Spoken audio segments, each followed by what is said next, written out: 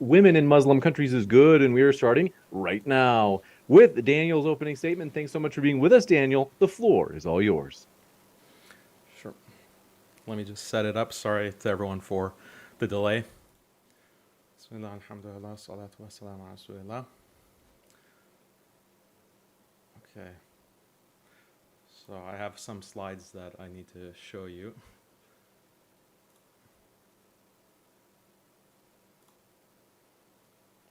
Okay.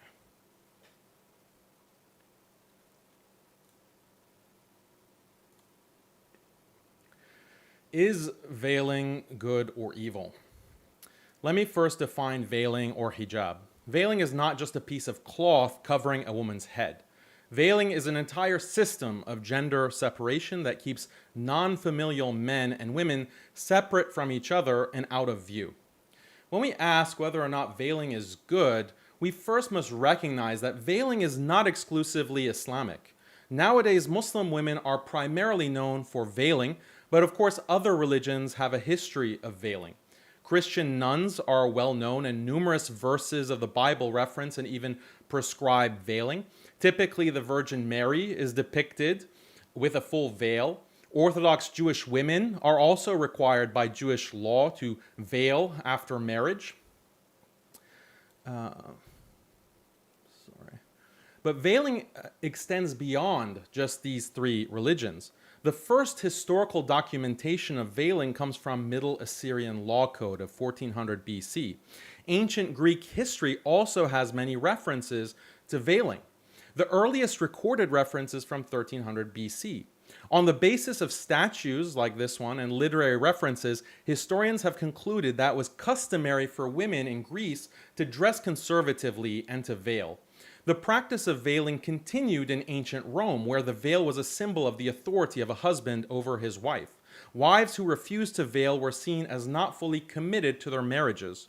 One historical example from 166 BC involves a magistrate named Sulpicius Gallus who divorced his wife because she had gone out in public without the veil.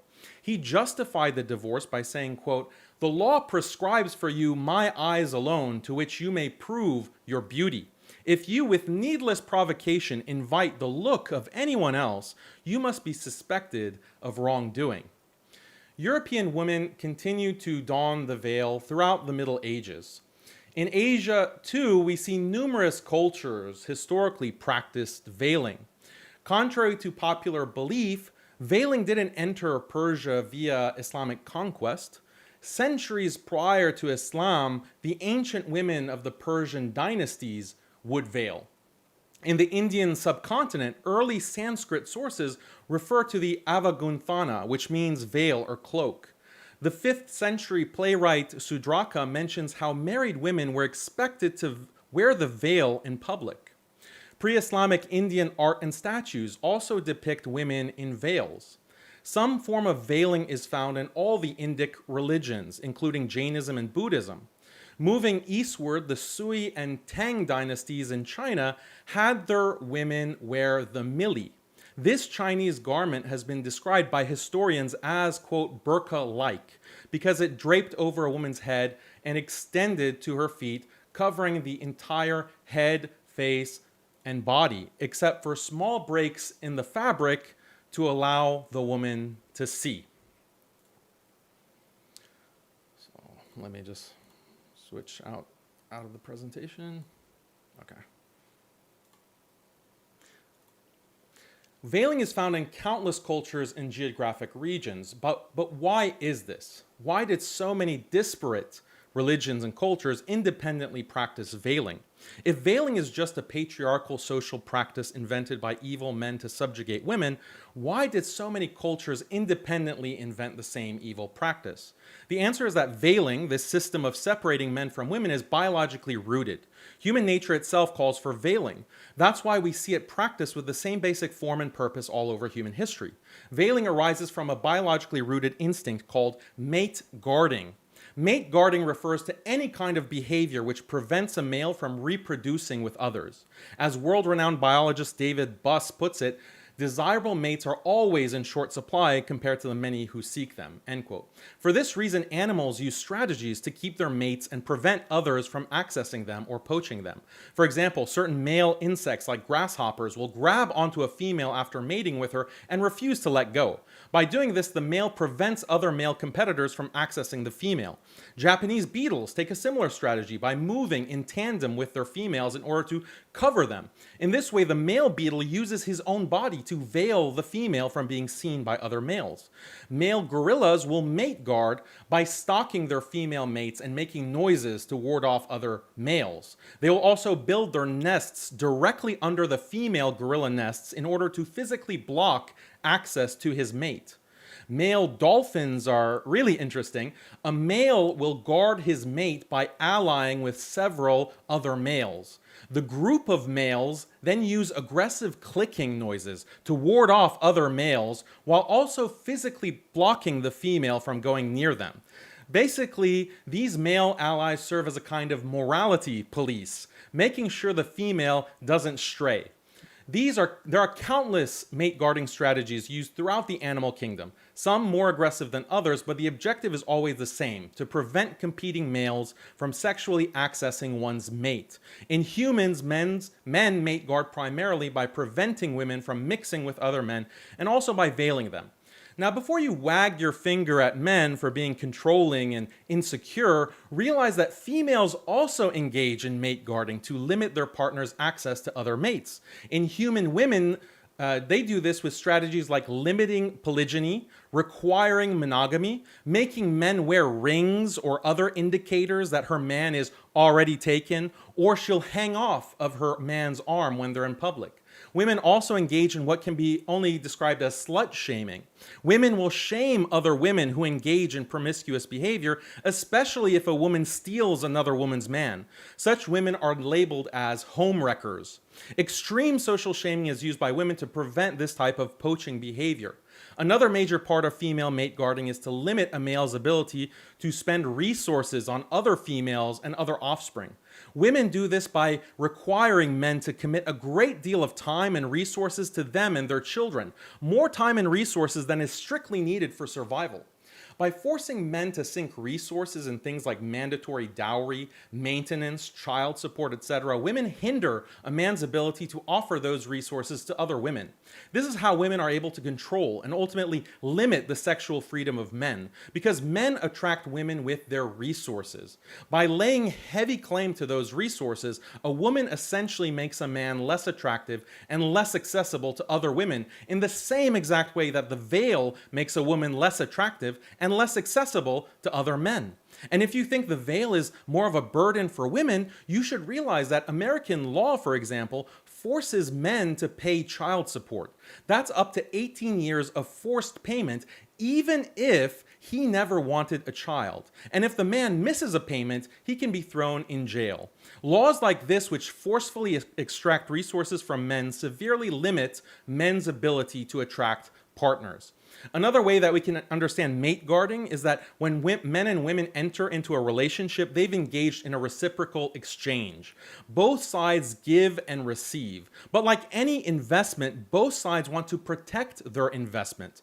The main thing, but not the only thing, that biologically drives men to get with women is sexual access to their bodies. And the main thing, but not the only thing, that biologically drives women to get with men is access to his resources and his protection.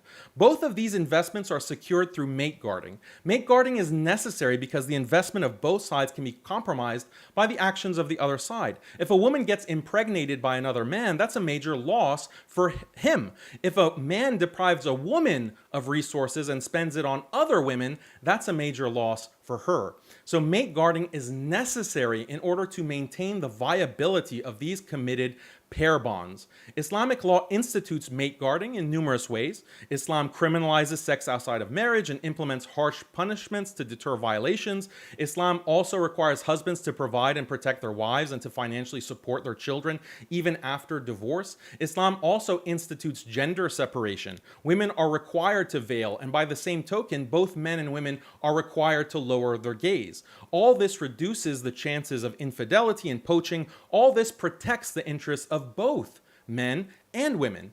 Mate guarding and veiling have numerous benefits. I'll just mention two. First, women who practice veiling are statistically less promiscuous. In Muslim societies where veiling and modesty are still enforced, women have far fewer sexual partners pre-marriage than in modern liberal societies. This directly impacts the happiness of women. One study by Andrew Galperin showed that women, more than men, are hardwired to experience casual, uncommitted sex as deeply traumatic. Other studies show that women who have more sexual partners before marriage psychologically experience reduced marriage quality. Basically, women are less satisfied with their husbands if they've had a lot of prior experience with other men. They're also more likely to get divorced. So contrary to sex-positive feminism, more sexual experience does not lead to more long-term happiness. In fact, quite the opposite. Veiling blocks precisely this behavior. In this way, veiling is in the interest of both men and women by giving them what they want and what they need: committed partners and committed long-lasting relationships. The fact of the matter is, due to biological instincts, men are less likely to commit to women they view as promiscuous. So when women can't secure that commitment from men because of their promiscuous behavior, they'll naturally be depressed. This is why we're at all-time highs of female depression in our current day. The second benefit of veiling is that it increases paternal investment.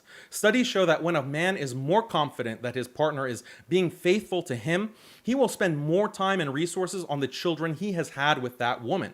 This is due to the man being more confident that those children are actually his and not the children of some other man who has impregnated his partner behind his back. A woman who dresses modestly or veils signals to her man, consciously or subconsciously, that she is not sleeping around and getting impregnated by other men. This makes the man, consciously or subconsciously, more confident that he's the father of the children she gives birth to, and that makes him more likely to invest time and resources into those children. This is a huge benefit of veiling to society because paternal investment is one of the biggest indicators of a child's future well-being. Children who grow up without fatherly investment are more likely to fall into crime, to drop out of school, to end up unemployed, to have psychological problems, to be depressed, suicidal, addicted to drugs, and on and on. The reason all of these negative factors are on the rise in Western societies is tied to increased promiscuity, which creates less paternal investment. These social problems do not exist to the same extent in societies with stable families that have strong paternal investment due to far less sexual promiscuity due to veiling. To summarize, the practice of veiling is part of a much broader human practice known as mate guarding. Without mate guarding, you can't have the institution of marriage. You can't even have committed relationships in general.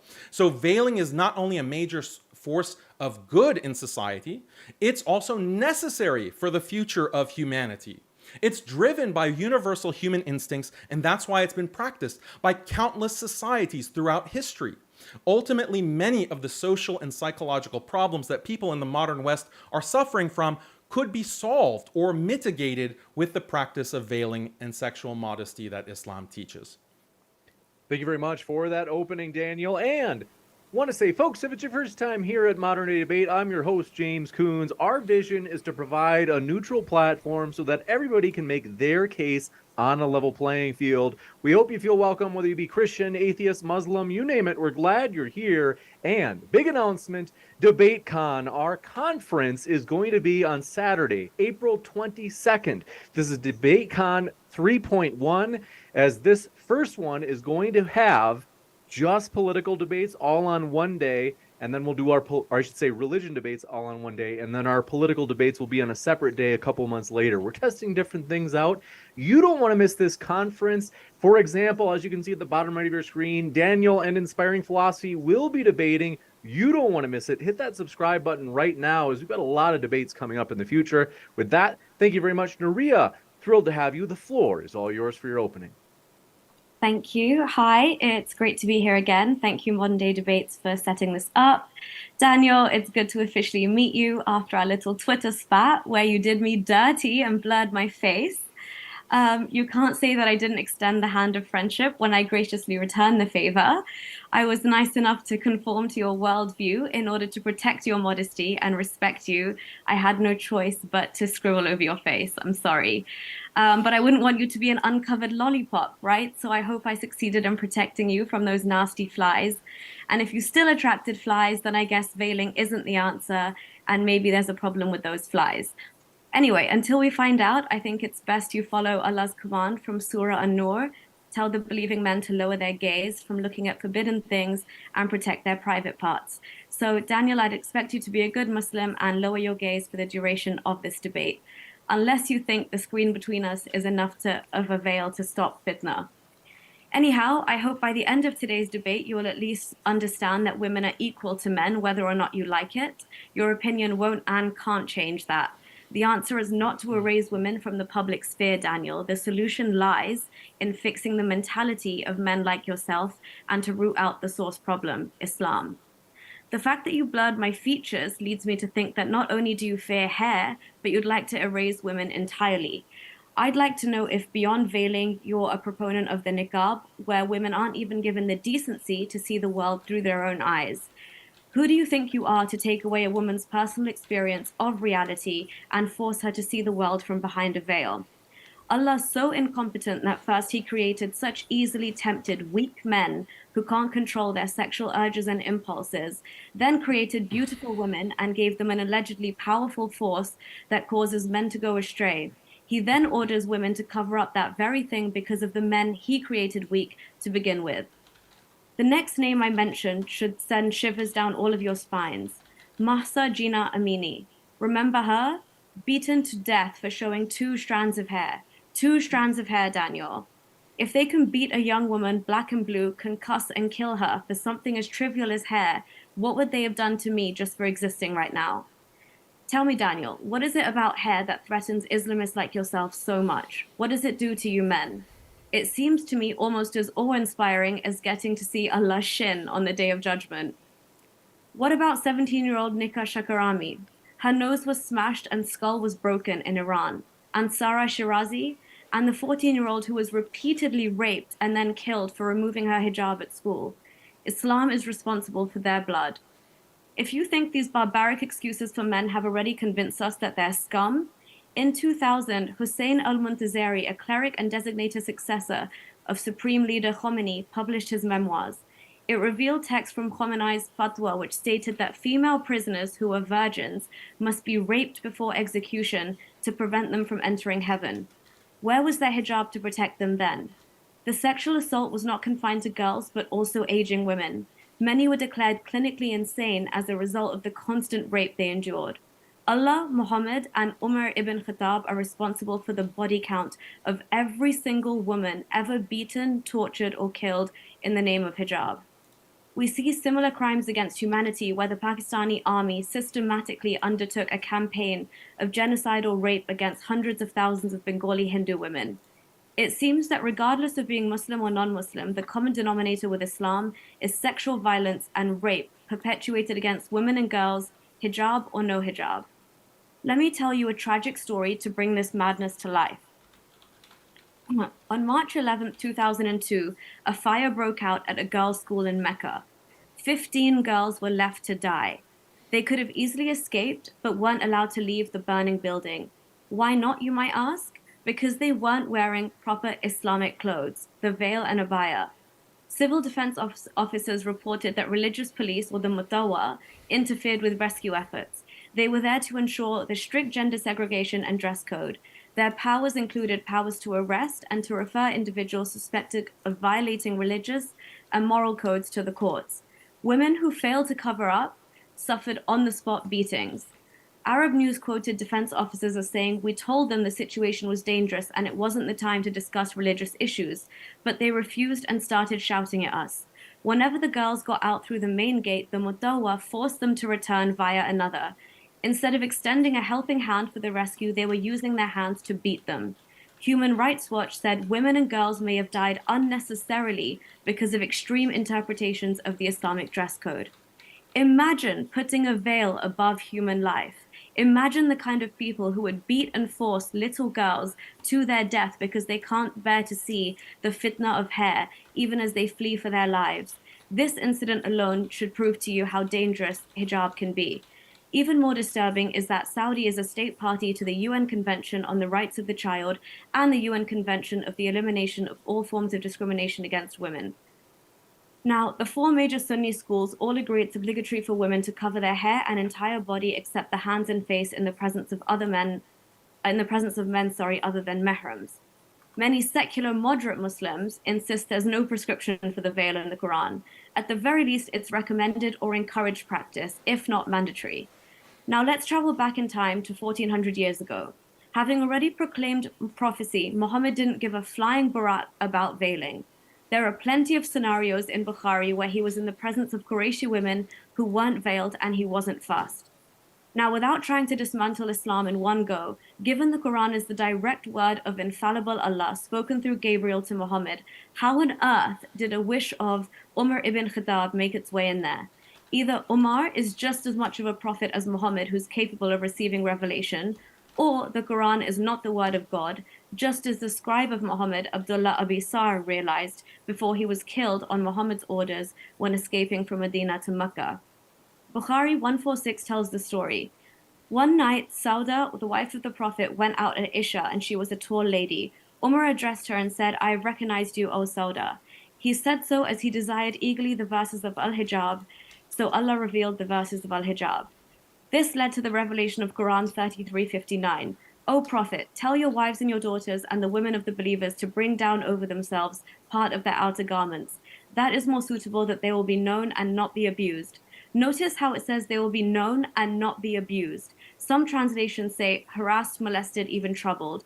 Let me tell you why it specifically says that. In Medina, Umar and his companions would frequent places where women were exposed and vulnerable to sexual harassment, particularly at night. Among those were the fields of Manasi, where women would go to relieve themselves. Remember, sex slavery was also rampant at this time, and slave women were forced to walk around topless, whereby even their most intimate body parts could be inspected by potential buyers. Umar realized the presence of Muslim women could be an issue, as they could become a victim of his sexual violent activities. When Umar approached Muhammad demanding they cover in order to be noticed and not raped, Muhammad was initially reluctant. One night, Umar saw Sauda at the very spot where they'd carry out these sexual raids. Sauda then told Muhammad, and he agreed to receive a revelation. Umar got what he finally wanted, the implementation of the veil to tell a Muslim woman apart from a non-Muslim one. Bukhari 402 also implies Muslim men were okay with mistreating any unveiled women. Sound familiar? How many times have we heard Muslim leaders claim that non-believing women are whores? What about the wave of sex attacks in Germany in 2016, where 1,200 women were sexually assaulted? An Algerian man was found guilty of sexual assault carried out by a group of 20 men.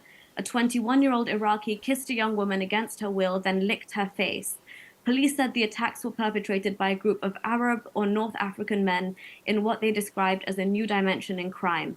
One victim told Euronews she was groped and fondled between her legs. Her boyfriend tried to pull her away, but there was a big group of people, maybe 30 or 40 men. Police described men working in coordinated groups to grope women. Doesn't this sound awfully similar to the antics of Umar and his men with their sexual raids? There's no evidence to suggest that covering women up leads them to being harassed less. Moreover, the solution to harassment, Daniel, is not to place the burden on women to cover up or change their behavior, but to address the root causes of gender inequality and work to create a culture where harassment isn't tolerated.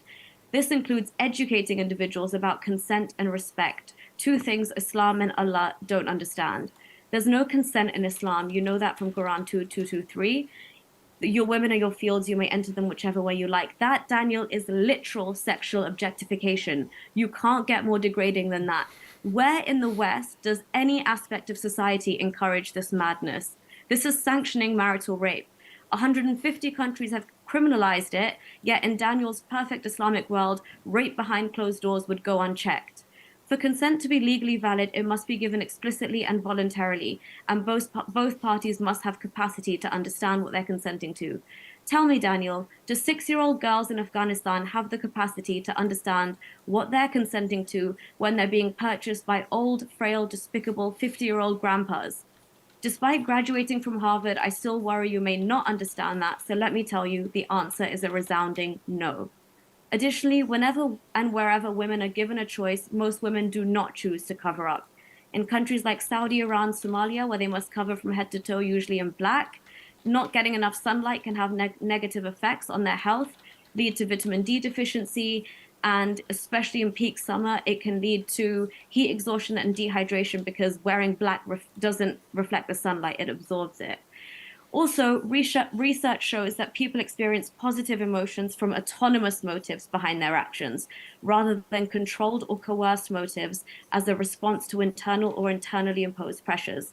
How Daniel intends to prove forceful veiling will lead to a better society is beyond me.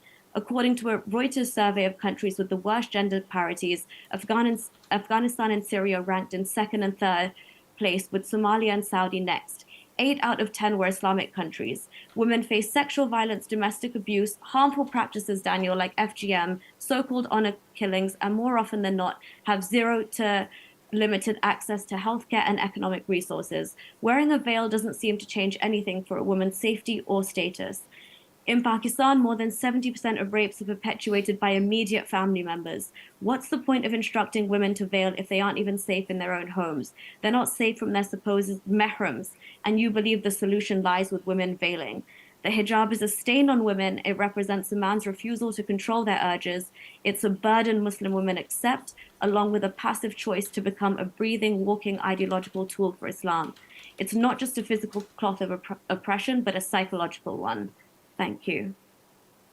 Thank you very much for that opening as well, Nuria. And I want to say just a couple of other quick housekeeping things before we jump into the open conversation, folks. In particular, first, I put a poll here in the Modern Day Debate live chat of today's debate question: is veiling for women in Muslim countries good? So do come on over and click on that poll, put your vote in if you're watching anywhere else, as well as want to remind you folks, Modern Day Debate is on podcast. If you haven't already, find us on your favorite podcast app. And with that, we're going to kick it into open dialogue. Thank you very much, Daniel and Nuria. The floor is all yours. Or what about rebuttals? Yes, that's right. We're doing rebuttals today. Sorry about that. It is a 7-minute rebuttal. So, 7 minutes. The floor is all yours, Daniel. Okay. Yeah, so I mean, that was a load of nonsense, just complete gish galloping about every feminist stereotype. So this was a debate about veiling, not every feminist grievance against Islam. But let me address some of your points. You're mentioning Mahsa Amini. So this is a complete hoax. She was not beaten to death. She was arrested and then collapsed from a medical condition in a police station. This is recorded on CCTV. The South China Post, South Sea China Post also had that video published. So she was not beaten to death, and this is a complete hoax. That actually didn't happen. She just collapsed in the police station, and her family said she had a pre-existing condition. So I'm not a fan of the Iranian regime, and they commit all kinds of egregious crimes. But this claim that they beat a woman to death because she had 2 strands of hair showing is a complete hoax. When you talk about hair, like, oh, you know, you blurred out my face or whatever, this is also ridiculous. A man's hair and a man's looks are not the same as a woman's looks. This is like saying that, oh, a random male villager who has like luscious locks in Africa or in Afghanistan or wherever is going to be a temptation to women, and women in the West are going to be drooling over that villager. Oh, look at his hair. There's a fundamental difference between what's attractive in a man and what's attractive in a woman. This is something that's biological, and none of your feminist cliches address that fundamental difference. You claim that there was a fatwa for raping prisoners. I didn't even understand that. I don't know where that comes from. So please give me a source, an academic source for that. That sounds completely ridiculous. Women burned in a madrasa in Saudi in 2002. So yes, there was a fire in a women's school, But the way that you characterized it is completely false. The religious police didn't say that, oh, we have to burn these children to death because they're not wearing the hijab. That wasn't the situation. Go actually read the official reports. The religious police just made a mistake because they didn't realize the extent of the fire, so they delayed the evacuation. So that was a mistake about fire safety. It's not the same thing as saying, oh, we're going to burn children because they're not wearing the veil. That's absolutely ridiculous. And it's quite, I don't want to say Islamophobic, maybe racist, to think that people are so barbaric that they allow their own children to burn alive because they have hair showing. Like, you're just repeating the most ridiculous, hateful, far-right tropes about Muslims. It's quite appalling. With your claim about Omar, and the Prophet, peace be upon him, regarding veiling, and Omar is the one who invented the veil. This is also historically false. My opening statement explained how veiling existed in pre-Islamic Arabia. It's factually incorrect to say that Omar invented it or that this was something that originated with Islam. As I explained, there are many cultures that were around a millennia before Islam that practiced veiling, including in the Arabian Peninsula. Islam just emphasized and formalized it. What pre-Islamic women wore is that they covered their heads with what's called a khimar, but the Quran just simply commanded them to bring the khimar over the chest, to cover the chest. So that's, again, complete mischaracterizations from your part. You're talking about like Arab and Black African refugees in Europe raping women, like as if, what is that supposed to prove? Like, how is that relevant to hijab other than spreading more right-wing stereotypes? Afghanistani girls being purchased, like 6-year-olds, like what are the sources from this? Like, give me academic sources to back up these kinds of points, not just these what seems to be far right-wing racist sources that you seem to be quoting for the purposes of this debate. So, I mean, how much time do I have, James? You have 2 minutes and 40 seconds. So your entire argument was predicated on two massive lies. First, that you're saying that veiling is something specific to Muslims or Islam. It's something that Islam promoted. This is false. As we saw, there are countless historical examples. You also wanted to portray veiling as a form of misogyny and hatred of women. But as I discussed in the opening, veiling is just another form of a universal human practice known as mate guarding. Mate guarding has nothing to do with misogyny or subjugation. It has to do with securing the interests of both men and women so that they can have stable, long-term, committed relationships that become the building blocks of a healthy society. The modern liberal alternative that Nuria is proposing is an absolute dystopia. We are at a point in history where, due to porn culture, women are more exposed and more uncovered than at any other time period. Yet we're also seeing unprecedented levels of depression and mental illness from women. These things are deeply connected, no matter how much atheists like Nuria will deny it. Now, Nuria might say that contemporary porn culture is bad, but that doesn't mean we have to start veiling. Actually, that's not true. It's a binary between veiling and porn culture. Those are the only two options. Why? Because as soon as you open the door to women showing their beauty in public, it creates a race to the bottom. This is because women compete with each other to attract men. Just look at Western history. European women initially were wearing burqas in public in the Middle Ages. But then one woman decides to show her face. Then another woman decides, well, I'm going to show a little bit of hair. Then another woman says, okay, I'll show some hair and my neck too. Another says, okay, well, to stay competitive in the sexual marketplace, let me show some leg. Let me wear a miniskirt. Let me show some cleavage, and on and on. Standards of covering completely devolve until you arrive at our current situation with OnlyFans and sexting and women posting their genitals for millions to see online. Once you open Pandora's box, that's what happens. And history has proven this over and over again. Veiling is necessary to keep that box closed. And there's empirical studies that show this as well. I mentioned Andrew Galperin. You can also look at Gregory Webster's life history theory. Basically, women who grow up in households where the mother is more promiscuous and there's no father influence, those women end up regretting uncommitted sex, but they just regret it a little bit less than women who grow up with a father figure. So this becomes a perpetual cycle. This becomes a vicious cycle, and it brings the entirety of society down with it. And we are seeing that dystopia all around us.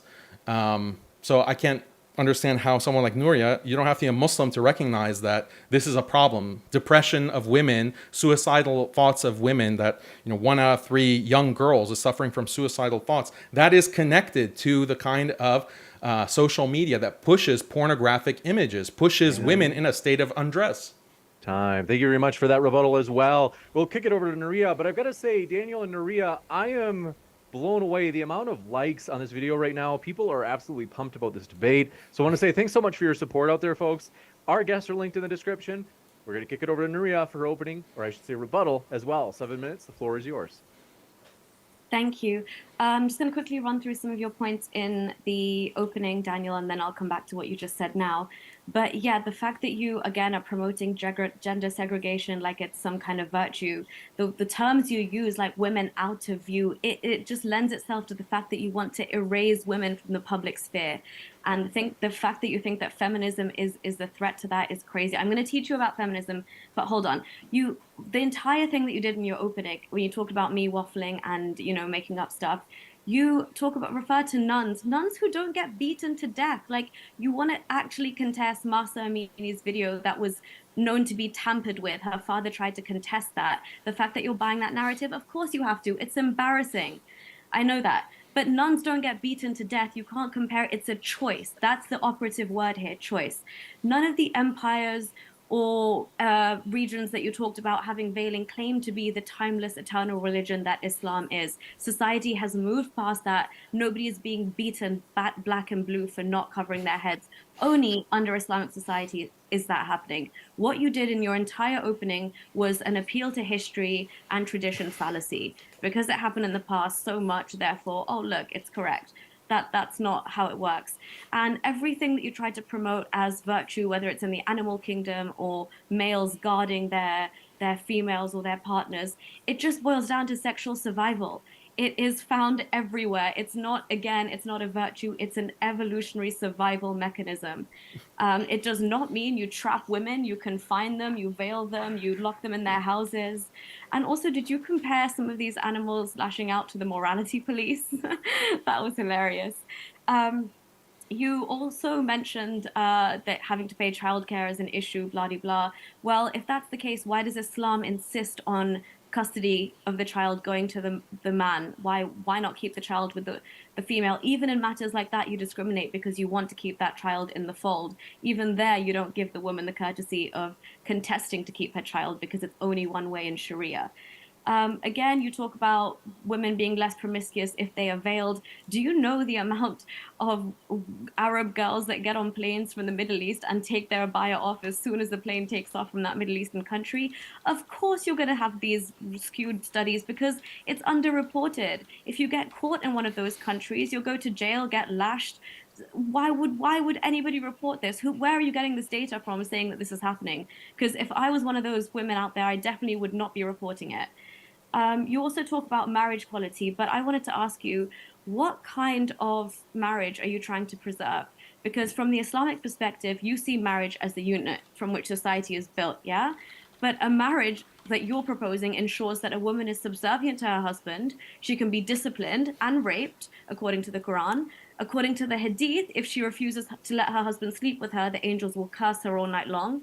What proof, Daniel, do you have to show that women who are completely subservient are in the happiest marriages? What studies have shown that wives who are raped or beaten are better off than couples who consider one another as equals and human beings? What studies show that marriages where the husband takes extra wives, controls the wife, where she's encouraged to stay home, get permission to leave the house, are more successful? I don't understand how this lends up in a more loving, caring family unit, as you claim. Polygamy, for example, has not only demonstrably shown to decrease the well-being of the wives who share that husband, but it really damages the children. Because they're raised in that polygamous household, they're all competing for the love of their father, who's obviously, all the kids are from different mothers. That undermines your whole argument, Daniel, because you're claiming to make children, women, society happier, but the very structure that you want to employ to do it promotes discontentment and dissatisfaction all around. So yeah, I'm sorry, I might have left Islam, but as a woman, the idea of this marriage does not sound appealing at all. Funnily enough, the idea of being under the authority of a man who can beat me, rape me, legally cheat on me, does not seem to be that tantalizing, I'm afraid. It's only exacerbated by the fact that under de facto Islam, women don't have the right to divorce. So even with the introduction of khulla, things are slightly better. But from my own experience, I know how difficult it is. The threshold for wanting to leave the marriage is so high. And even then, you're always encouraged to reconcile despite any abuse. So, again, Islam's definition of good treatment is shocking. Beating a wife, you're a hero that's keeping their wife in check. And it's divinely sanctioned domestic violence. You're acting from a God given right. That's natural in Islam. That would not fly under any other system other than an Islamic one. And again, you're arguing for social modesty, Daniel. Why? Why must a woman be invisible? Because she might attract male attention. The female is blamed for the response of the male. Take accountability. Why can't you show restraint? Again, it just shows this is a man-made injunction. God would not have created two sexes in this way. James, do I have time left? Minute and 54 seconds. Okay, cool. Yes, Daniel, female liberation, intersectional feminism, it's new, society is adjusting to it. But have men actually adjusted? Let's ask that question. Are they taking up more of the burden? Women are working now more than ever. I have a fulfilling career and I wouldn't give it up to sit at home all day. Some women want that, and that's their choice. The operative word, again, being choice. So yes, women like myself would like to strike a healthier balance between work and family life when and if I do decide to have children of my own. But the question is, are men shouldering more of the burden? So when you speak of these unhappy women in the West, maybe they are for the very reason that they're having to comply with the pre-existing gender norms as well and try and excel in their career. If the unpaid labor and childcare at home is being done exclusively by one person, then yes, I'm pretty sure they would be bloody miserable and it would definitely take its toll. I think Daniel knows that if women have a choice, most women won't accept what men like Daniel are offering. Granted, some will, but that's besides the point. Give them a choice and let nature decide. Saying women are less happy today is based on social data from in the West, Daniel, from about 50 years ago. A lot's changed. There's a lot of factors to consider. It's not just women's rights that have changed over the last 50 years. There's been technological advancements, economic slumps, and other things. So you can't just say we're unhappier today because feminism or because women have more rights. Also, it does not follow that women are unhappier now because they have more rights. It just doesn't make sense. And I want proof. Want to say we're going to jump into the open conversation, but do want to say thanks so much, folks. Thrilled about your enthusiasm. Appreciate all those likes. And if you have friends who enjoy these topics, hey, consider sharing this debate with them or on that online debate group or group anywhere, Discord, Twitter, you name it. We appreciate your support. And with that, Daniel and Nuria, the floor is all yours. Okay, so let's just get to the last thing you said, that women are not at the most oppressed that they've ever been. Like, this is a documented fact in so many studies. Jonathan Haidt just released, he's from Yale or NYU. He just released a huge article on the levels of depression in young women at the highest levels ever. The highest rate of suicidality, like suicide thoughts, depression, mental illness. How can you deny something that is... So it even has a name for it. It's called the happiness of women paradox, women's happiness paradox, because just like you, people say it doesn't make sense, but here's the empirical data showing the rates of depression. Are you just going to deny that empirical reality? No, Daniel, I know you always come with these skewed stats and empirical data that matches whatever you have to say. But again, you can't, how are you connecting that to everything that's happening in the West right now? How are you oversimplifying that entire problem? What do you say? First of all, do you acknowledge that that's the case? Do you acknowledge that you don't acknowledge that people are at the highest levels of depression? I haven't seen these stats that you claim to. You can read off anything off the screen. I don't need to believe. I'll refer to people. The Paradox of Declining Female Happiness by Betsy Stevenson. You can find it on Yale Law Review, I believe. If you Google search it, that's the first thing that comes up, The Paradox of Declining Female Happiness. So people can see it on their screens and not think I'm just making it up. You can go to Jonathan Haidt's article. He just published it. Here's the reference. Social media causes negative mental health outcomes. And in the first paragraph, he says that 57% of young women have persistent hopelessness. Persistent hopelessness. That's almost 2/3. Nearly 1/3 have seriously considered suicide. Like, it's very callous of you to not acknowledge this empirical reality. I think that this is important to address. Social media is a global phenomenon. What is your point? Social media is a global phenomenon. You don't think people in the East or in Arab countries or around in Islamic countries are using social media? But it's a problem. It's causing depression. Why is it? Are you not interested in... So you acknowledge that depression is at all-time highs now, or you still want to deny it? No, sure, I'll give you that. But you can't. Okay, so You're what could be the 10%. causes of it? Like, do you think it's You know what I healthy mean? for young girls to just constantly be exposed to women using all kinds of makeup and wearing all kinds of Do you think it's clothes that are healthy, revealing clothes? Daniel, for young Do you think girls that to be? causes depression or not? Do you think being forced into a marriage at 6 years old causes depression or not?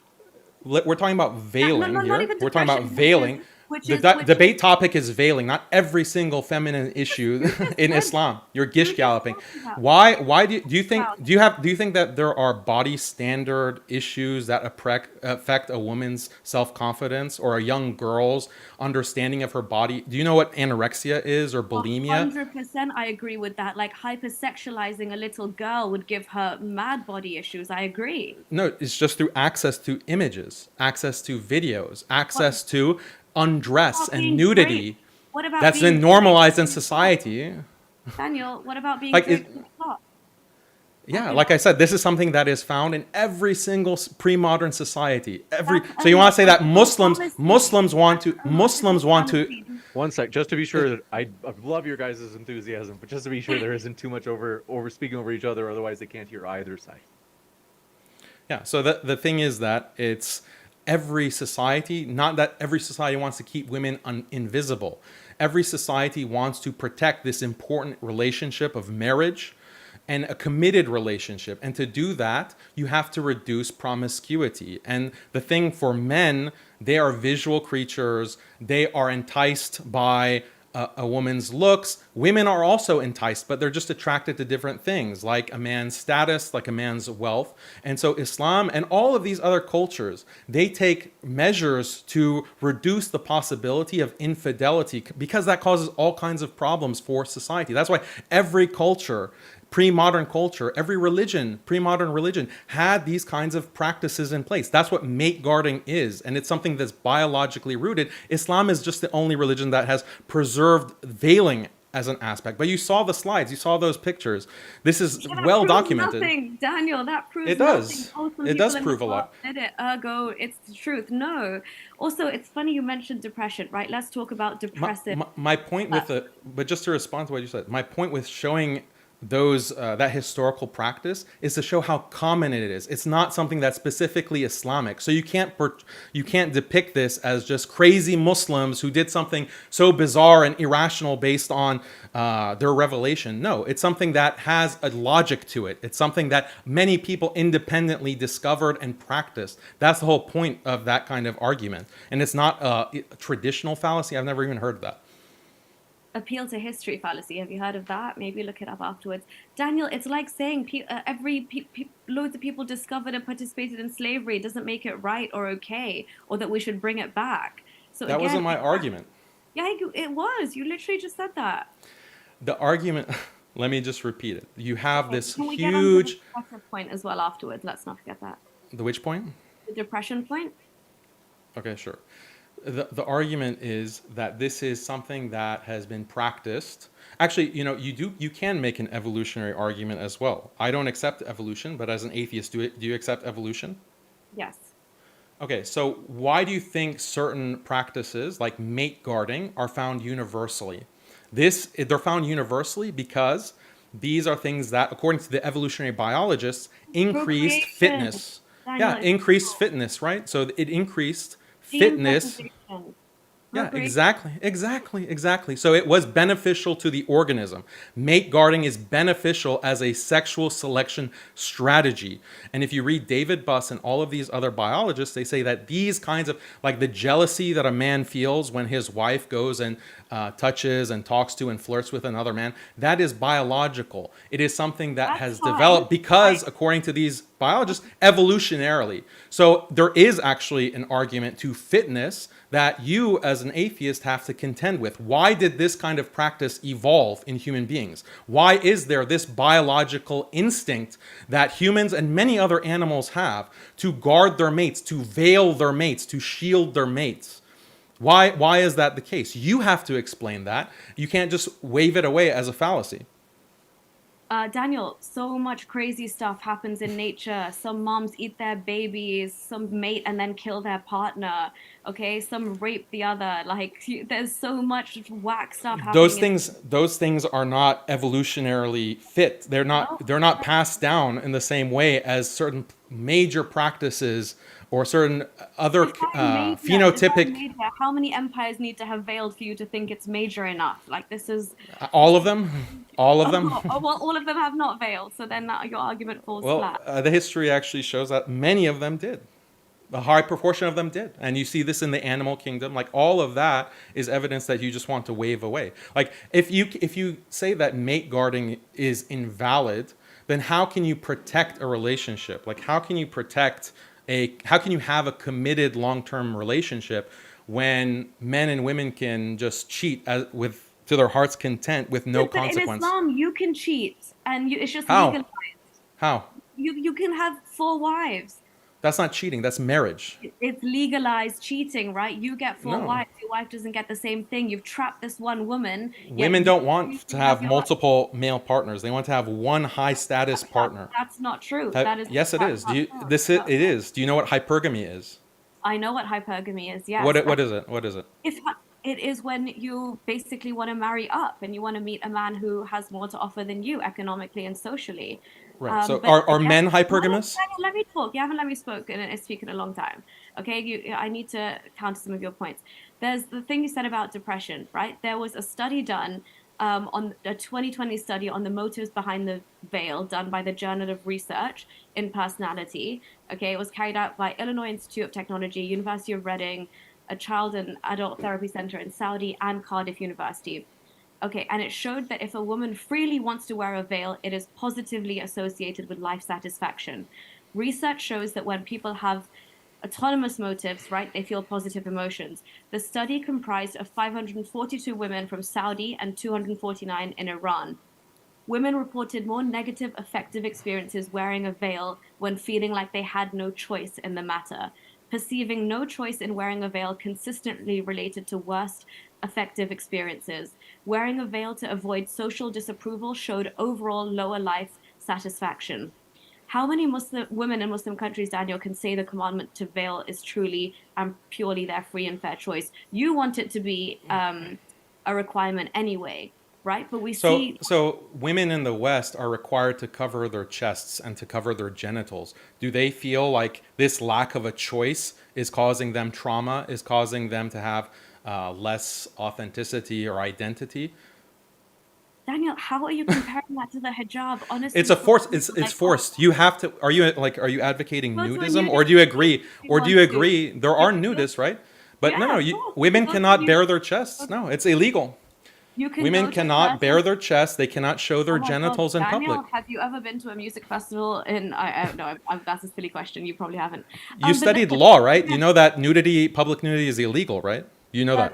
There's certain places where, of course, you're allowed to No, do no. it. Answer: Is it illegal or not?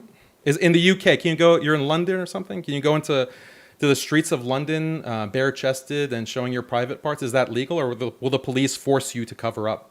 No, we have topless protests here. Welcome to the 21st century. No. In general, like without like a actual zone for a protest, can you just go out into the street and bare your chest and genitals? Yes or no? No, not like that. No. Oh, okay. So are women traumatized by that? Are women traumatized by that? Are British women traumatized? Why not? They're being forced. Their choice is being taken away. No, Daniel, that's not. That's a non sequitur. That makes no sense. Sure. Okay. No, I knew you were going to say that hijab is an extra piece of clothing argument. That makes no sense. But listen to this. Oh. Okay, we talk about depression. You are stifling a woman's individuality completely. Do you know that every single research journal on depression states that expressing individuality and creativity, allowing yourself to dress how you want, expressing yourself can help with depression. So Muslim men who force women like you to dress strictly one way can actually cause depressive symptoms. I mean, you haven't explained the overarching phenomenon that you have the highest rates of depression and you have the most possibility for self-expression. You can do all kinds of nudity and pornography online and it's completely legal. If we have the highest levels of nudity and ability to express yourself through your naked body, then we should be seeing euphoria and high levels of satisfaction in society among women. But we don't see that. Why? But that's you assuming that the West is absolutely perfect, and I don't concede that it is. But I'm No, not. that's not. I didn't say that. Yeah, no. But you're saying that mental health here is so bad, therefore Islam. That makes I didn't say that. I just wanted you to acknowledge that mental health, for women specifically, is at all-time, terrible levels. What helps explain that? Part of it is body dysmorphia caused by images, constant Daniel, images that's of maybe people that's like saying, okay, "Yeah, you laugh about it. It's a good laugh." Women suffering is a good laugh. Women Explain the suffering practice. is such a big Oh, laugh it's for funny you. you say that when you're the one that wants to cage them in, rape them, beat them. Yeah, How can this is someone just do called that? ad hominem, or this is just a straw man that you're creating. Yeah, Where but did I talk about raping women? Like do you you're so agree? bigoted. You're so bigoted and Islamophobic that when you see a Muslim, you just say, "Oh, Yeah, you want to rape and beat women." Like that's your right wing bias. It's really Daniel, disgusting to see Daniel, this much hate. Daniel, I thought I was arguing with someone who has an Daniel. education In your in law, not a bigot. Let's in kick your it over. perfect Sharia world, would you not be allowed to beat your wives? Right So now, where you're sitting, you can't because the police will be onto you. But in your perfect world, would you not be allowed to discipline your wife? So, spousal discipline is something that exists in every single religion. Christianity in the Bible advocates it. Judaism in the Hebrew Bible advocates it. The Talmud advocates it. Buddhism advocates it. Buddhism says to beat your wife. Jainism Okay. Daniel, advocates it. Daniel, Hinduism advocates it. don't make So, fake this is claims. something that Daniel, spousal prove it. discipline is something that is. Prove Prove it. it? Prove that Buddhism allows for Okay, hold on. spousal beating. Okay, We wait. I'll prove it to you right now. We'll wait.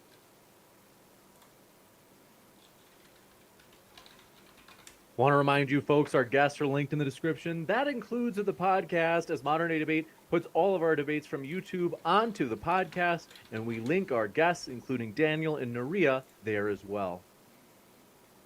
All right. I also have a video on this on my channel if everyone wants to see this quote unquote wife beating in every religion, but since she's calling me out for proof, so let's see. One Buddhist treatise states, quote, "A nun of 100 years of age shall perform the correct duties to a monk. She shall, with her hands folded in prayerful attitude, rise to greet him and then bow down to him. This will be done with appropriate words of salutation.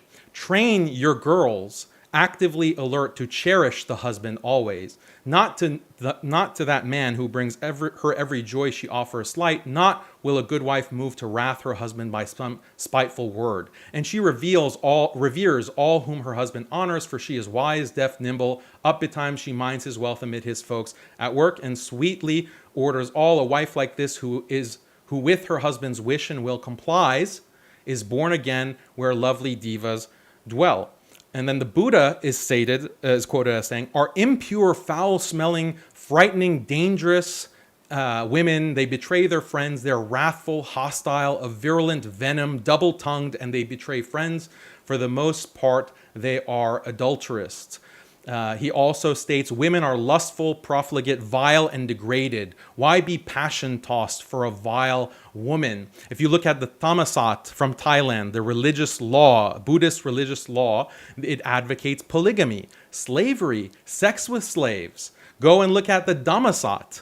That's another legal treatise, which quote says, meaning of the wife, should be well admonished, and only the open palm of the hand used, meaning to strike her. Daniel, So this is well documented. From the Buddha is himself. Is this from the saying from the Buddha or not?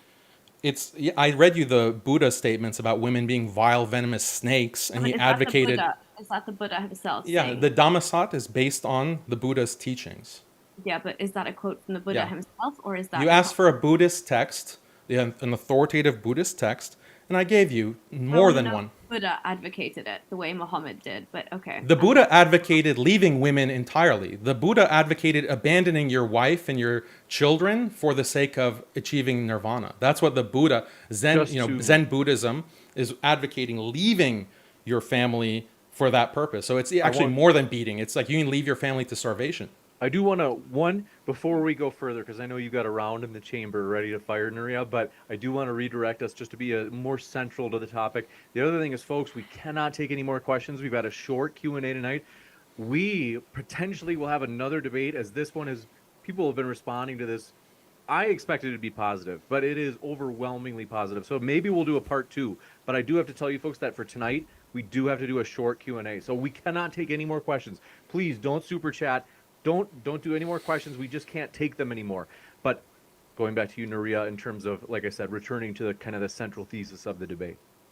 Yeah, sure.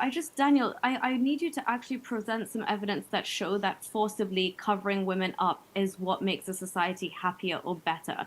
Do you have any explicit proof to show that? Because you can't just say like more covering equals less divorce. And you can't say that that's the actual case and look at the West because of the mental health crisis, go, it's because of social media and OnlyFans. Where is the proof that forced coverings make marriages happier? Okay, because we've seen whenever women are given a choice, how do you explain this? You are trying to give women something that they don't want. Most women, when given the choice, will not choose to cover up. That includes Muslim women in countries where it's not forced on them. So, I I mean, don't. Do you think that whatever people want, should be the law? Like just whatever people subjectively think is good, like they should be allowed to do everything. We have laws that restrict people's choices, and the laws are supposed to be based on what is actually going to help society, what is going to help the individual. says So who? I'm not against. You're saying that it's going to I'm help not society. against. Yeah, so That's your that's the subjective whole opinion. evidence I gave in my opening statement, that veiling and gender separation reduces promiscuity, and this is proven. Look, go to Religion and Sexual Behaviors, Understanding the Influence of Islamic Cultures and Religious Affiliation for Explaining Sex Outside of Marriage by Amy Adamczyk in the American Sociological Review. She talks about how the levels of cheating, infidelity, and promiscuity and STDs are far lower in Muslim countries and Muslim societies. Look at the HIV rate in Africa. Muslim countries in Africa have the lowest rates of STDs and HIV compared to other countries. Is this due to gender norms, gender separation, veiling? Yes, absolutely. Read the studies. Daniel, there's also studies show that women engage in just as much casual sex and everything, regardless. So Where? What study? What study? there are studies that counter your claims. Cite it. No, you're just saying that, but you haven't bring the No. study that is countering my claim. Okay, let me get your entire argument, right? You try and make patriarchy this thing, and you use all of this modern data and try and manipulate it to fit this one constraint in history where patriarchy was the leading phenomenon, and it has been for many years. But you can see that every society is moving towards a more egalitarian one. What you are trying to do is stifle half of the population and take us back to 1400 years ago, where I know you're not ashamed to say, you mentioned it very lightly today, harsh punishments, but I know you're fully for the hudud punishments. You're even for child marriage, which is crazy. But Now, this is gish galloping. You want to bring No, every but topic and not give me a chance to respond. You One want to second, accuse one me of second. advocating rape. No, no, mentioned- you're accusing me of advocating for rape, child marriage, beating. you You want to bring disagree- you everything in the disagree kitchen with sink. Quran Yeah, teaching? I Just to be I- sure there's not too much interrupting. To be fair to Daniel, because it is a controversial point you brought up, I do want to Yeah. give him a brief chance to respond regarding some of those topics. And then I do want to give you both a 5-minute warning. We've got to go into the Q&A really fast because, like I said, we do want to keep that promise of getting you guys out of here at the time we promised. So go ahead Yeah, for that last so minute. you are just throwing out these kinds of accusations because there's no time for me to respond to all of these things. So this is called gish galloping. It's a shotgun tactic in debates, and it's quite dishonest. Stay on the topic of hijab. We can have a separate debate on these other issues, and I have debated them in other debates with other people. So yeah, I completely disagree with your characterization. It's just a right-wing, bigoted characterization against Muslims and Islam. Like, this is not a respectable debate tactic that you're using.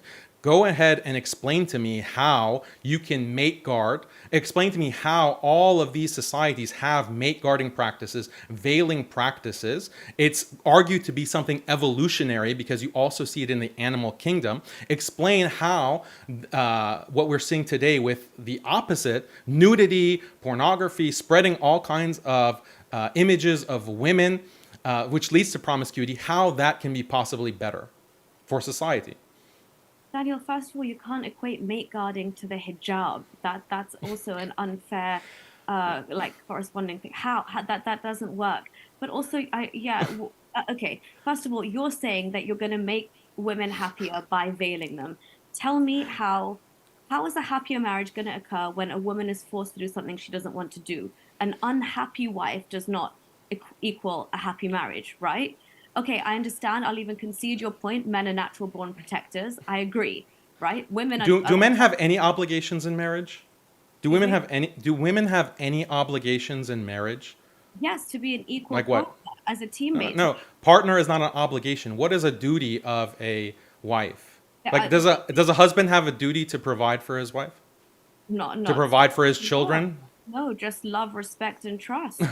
So a man can You figure it impregnate out. his wife. He can impregnate his wife, and he can just leave, and she's stuck with children, and he has no consequences. That's not actually what the Well, law says, right? well, the law in Islam says he can, if he lives in the GCC or Pakistan, he can text message her talaq 3 times and never see her He again. still, yeah, in Islam, he still has to pay child support. He still has to take care of the child according to his due. So Islam and the Western system Take care of acknowledge that there are the wife. obligations. Yes, Right? So that's why we have men law. have obligations. Do women have any obligations in No, marriage? that's why we have the law. We don't need Islam to do that for us. Do We do have women in whatever Western law it law. may be, Western law, Islamic law, do women have any obligations in marriage? What do they bring to the marriage? No, no, because you're setting out predefined ones. I'm saying let two people decide for themselves. Why do you But have the to man say can't you must decide for himself. I just explained how the man cannot decide for himself. He is forced by under law to pay for the women that he has with his children. He has to be held accountable for the decisions that he makes and the contractual agreement that he's made to enter into a marriage. But I asked you if women have any obligations, and you can't think of a single one. yeah, Women women can have the just do whatever they want. women have the child rearing obligation. That's always on the woman Oh, so they don't have reproductive choice? They can't abort whenever they want? up to a certain level. Yes, Okay, so then what's the obligation? That's the question. to So rear you the just child, negated your Daniel, point. when the man has like left She them can and opt out. She can opt out of rearing the child how? by through abortion. How can you? Not every state in America even permits abortion today. Women in the West are still So you, fighting. you agree with those laws then? Got You about agree 60 seconds. that women should not be allowed to abort or adoption. She can just Oh, give them up for adoption. well, what do you mean give them up for adoption? The woman, if she You're doesn't want her obviously child, anti-abortion. I'm she can pro-abortion. abort. Yeah, exactly. That proves my point. She can opt out of raising children in multiple ways through abortion, through putting the Daniel, child do up you for know adoption. some A women man don't can't even, do that. do you know A some man women can't don't do that. even, do you know some women don't even know they're pregnant until like the seventh month sometimes, do you know? And that's way past the date of abortion. Do you know how many complications? It's just weird to me that as a man, you're sitting there and saying women have it so easy and we have all A these day man outs. You a have man no has right to, all of these obligations that he is obligated to because of the marriage contract, but you can't think of one obligation that a woman has. How dare you sit there all smug because Yeah. Islam has given you absolutely everything Oh, that you yeah. possibly want. Absolutely But everything, yeah. I've yeah, got to exactly. I know it's no wonder that you follow You this. can't even you can't even think of one thing that a woman is required to do in a marriage. A man has all of these obligations according I to don't you. agree. Besides How is that bearing fair? a child How and is being that a good fair, partner, she Nuria? has How is any. that That's why I left got her. to equality? do this. I hate to do That's it, but we How is have to that go into the, equality? we do have that's to the go into the very Q&A. definition of equality. It's We have to helping go into the you because Q&A. you're Equality I means hate that to a do this, woman. but all right, I hate to do it, but just because we have so many questions, I do want to move as fast as we possibly can. We do have a limited time. This one coming in from Do Appreciate It. Want to say our guests are linked in the description. Really do appreciate them. They are the lifeblood of the channel, folks. So huge thank you to Daniel and Nuria. We're going to jump into the Q&A right now, folks. We James, really sorry, do like we the get a real closing or not at all? It's there fine if we was don't. Okay. negative, but I do want to say, folks.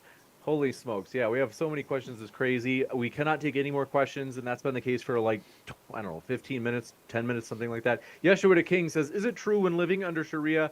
And by the way, we really do want questions to be focused on the topic. So they said, is it true when living under Sharia and you refuse to no longer wear the hijab as a Muslim that you can be killed because covering is a binding scholarly consensus that would constitute apostasy? No, there is nothing like that. If a woman decides not to veil, she will face all kinds of shaming.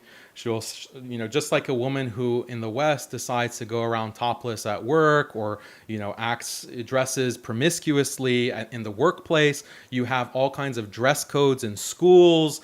HR has all kinds of policies in every single company on how a woman can dress and what part of her body she can show and not show. If people violate those dress codes and those norms, there is social sanction. There are consequences for that. That exists in every society, including in Islam, but it's not a death penalty. This is why we see that veiling has been the dominant practice throughout history in many diverse societies, independently of each other, because they all came to the same conclusion that veiling is an excellent way to prevent promiscuity, to prevent infidelity, to prevent children outside of marriage who have to suffer because this is. I've got to move. I've got to give you. I can give you a chance to wrap up, Daniel, but then I got to go to the next one. We've got so many questions. Well, give me a chance to wrap up instead of her interrupting me while I'm talking. The question was for me, so if I'm going to get all these questions about Islam, then I should get the opportunity to answer them without getting interrupted. Yeah, but But you can. waffling, but go ahead. Well, no, it's ahead, not Daniel. waffling. Yeah, so like I'm saying, the reason that you see this practice throughout societies is because it works. There's a clear benefit to it, and the West still includes some of these veiling practices, but it's going away in favor of this porn culture. This one coming in from, do appreciate it. They say the moment you take off the veil and walk a path of promiscuity, you're just telling everyone that you're trash. Even the Western man, we already know what he says about you in their rap songs. Your own doing. I think that's for you, Nuria. Oh, was that more of a comment at me, or was it a question? I don't think they mean that you're being promiscuous. I think they're just saying that this is about women in general who take off the veil. Oh yeah, no, I mean that's the first accusation we've always got. Oh, you left Islam or you took off hijab to go and do this. It's exactly the same narrative that Daniel peddles. They don't understand that people can live fulfilling lives just by having empowered choice.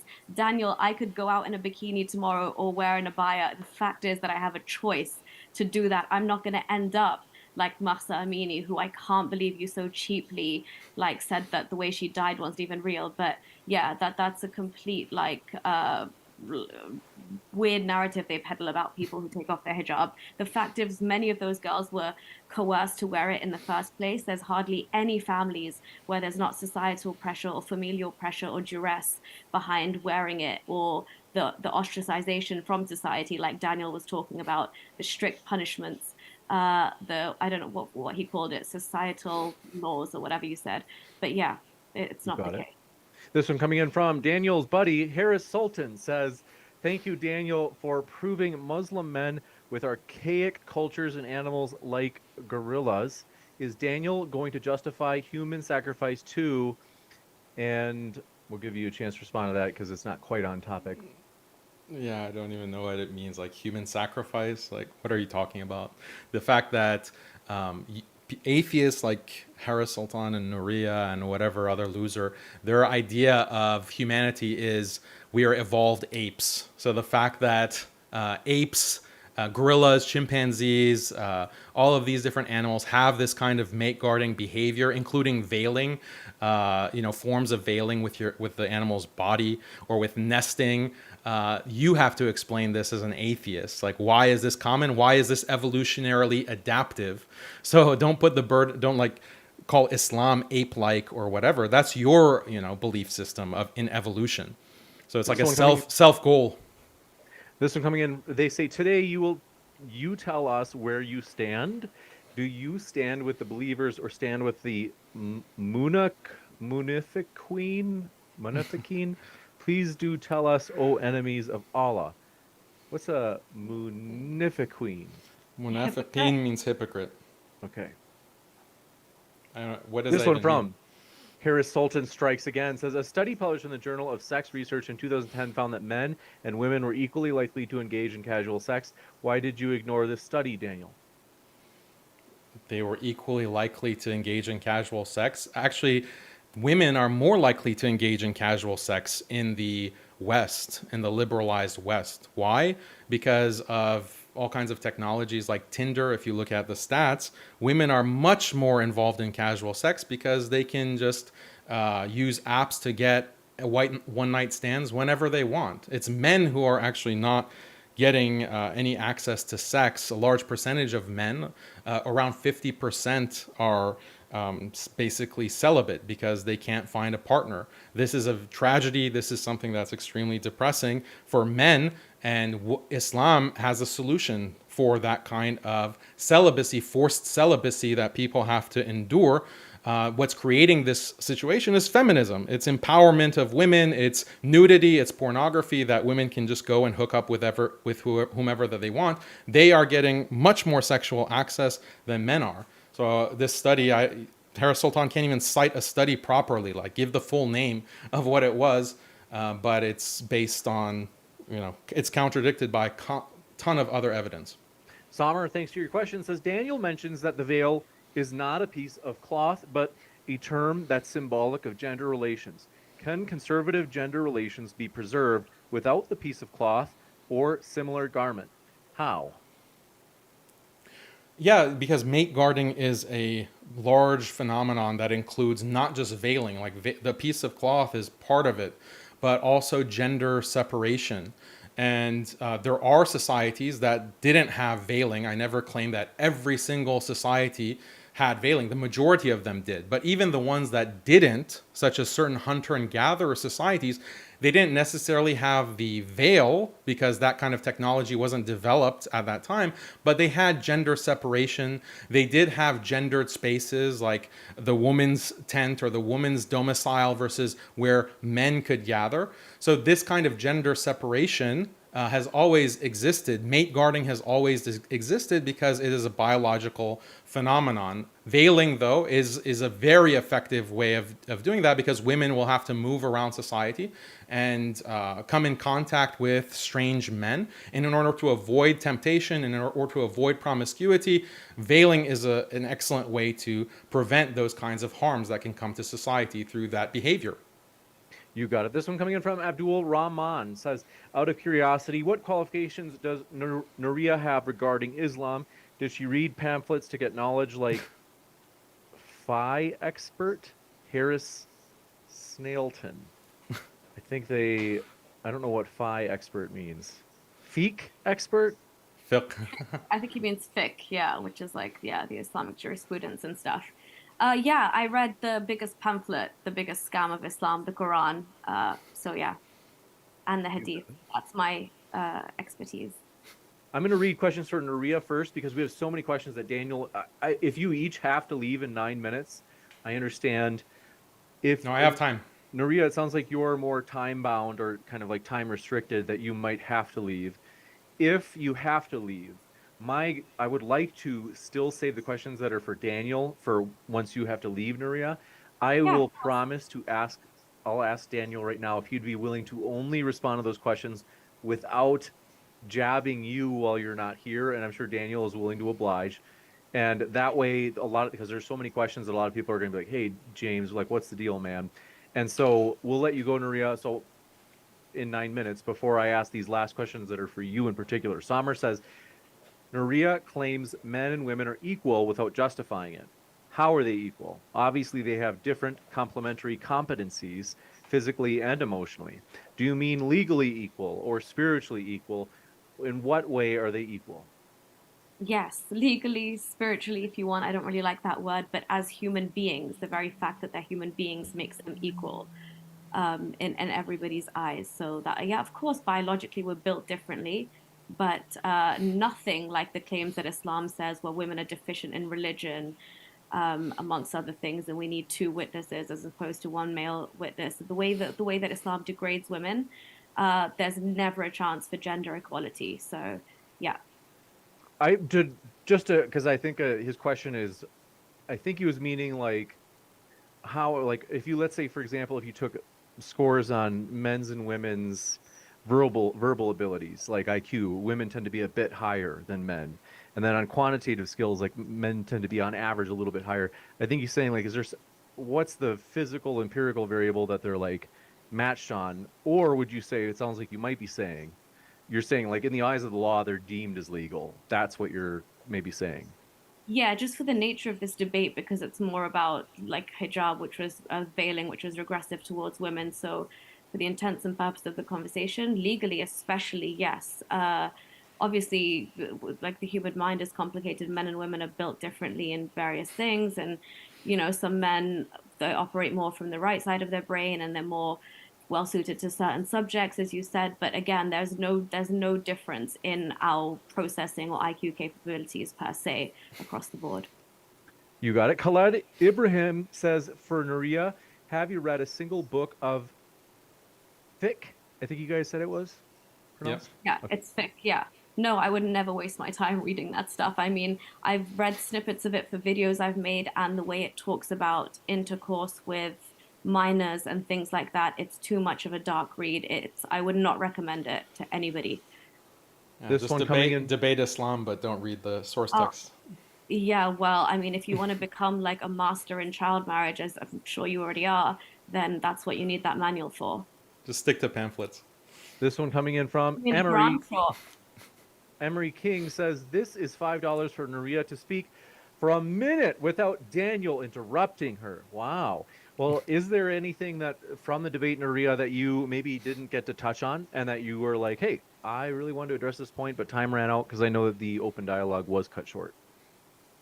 Oh, thank you so much for whoever sent that super chat. I really appreciate it. I do feel like Daniel did get quite a lot more time to talk over me. You also just threw out words like hypergamy and stuff. We never even really got to go into it.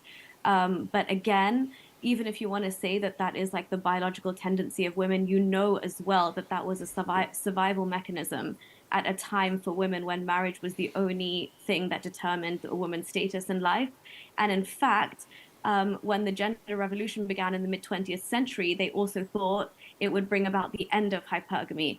So, again, you are conflating this with greed and trying to paint women in a negative light for even wanting to do this.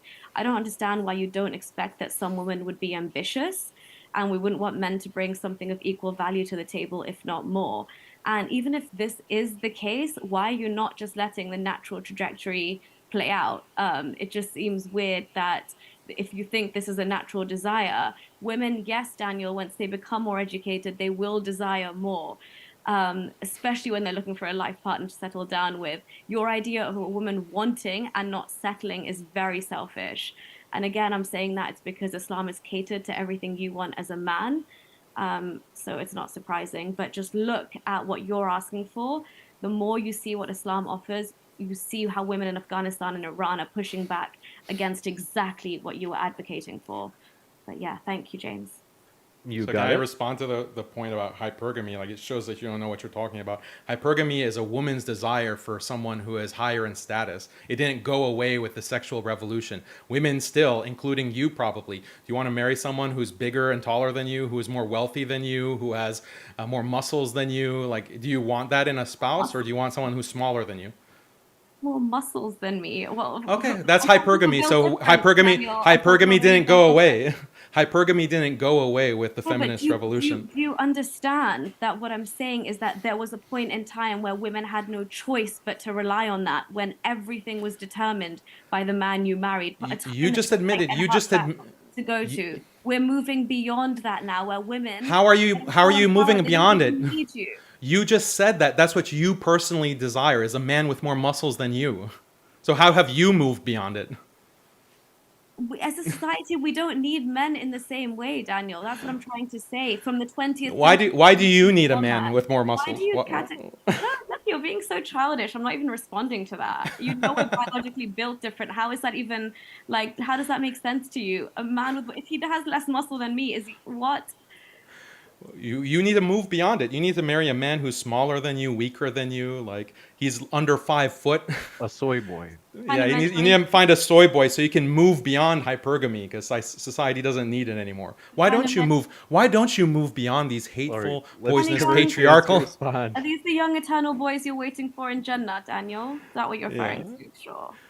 This one This coming in from Anan Yamaus says, and I think this is supposed to be sincere, even though I know it can come off as a barbed question.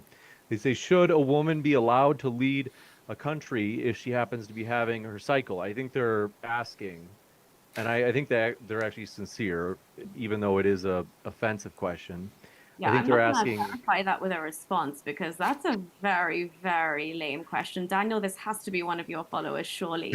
Like That's only a Muslim could ask the question like that, honestly. I mean, do you find the period as something shameful? Why can't you answer No, that question? not at all. I don't find it Then shameful. why Contrary can't to you what you're dignify it with a response? No, you're not going to rile me into this corner because I think that's a disgustingly stupid, Is like ignorant question menstruation? to ask. You We'll find go Why? to it the It's a next practical one. question. you This find it one, impure and unclean, Daniel. The rest of us don't. It's natural. No. Again, welcome Yeah, to it the is natural. You're the one who said you don't want to dignify mm, it with a response. Yeah, I, because I it's agree. such a It's dumb natural. It's something. question. Oh, if this it's one. natural, then why are women considered to have be less religious because of it or have less iman? No, This where is one. that from? You're just making stuff up now. You don't This know the one. hadith Women, where the women, Prophet women said have less iman because they have yes. menstruation. The Prophet No, said you can't fast or pray when you're menstruating, therefore you're deficient in religion. Is that that not doesn't mean in the less Bukhari hadith? iman. Like you don't understand the It hadith. It doesn't say translates they in have less Arabic. iman. Yes. Oh my goodness. It does translate. Don't. Why are you lying to the public? Why do you lie? Where is You're iman in that already a hadith? liar now. Point This out is a good iman in that opportunity. hadith. Do you even know Arabic? We can end with a more one that's more friendly. They say Hakeem Jai appreciate it says Nuria, you are a brave woman. Best wishes, sister. Oh, thank you. And And no, Daniel, I don't need to know that colonized language. Thank you very much. what I'd like to do is, Nuria, if you have to take off, totally understandable. Like I said, I'm sorry that I broke the promise of wrapping up when we would be wrapping up. Okay. So That's if you my fault. I apologize for that. if I you have had to all take these off, technical problems. totally understandable. I can assure you, like I said, let's make a deal, Daniel, that when Nuria's not here, I'm sure you won't take jabs at Nuria, and you'll just stick with the questions from the actual people in the chat, because there are plenty of questions that you can take jabs at instead of Nuria. Do you promise, Daniel, or are you doing takia?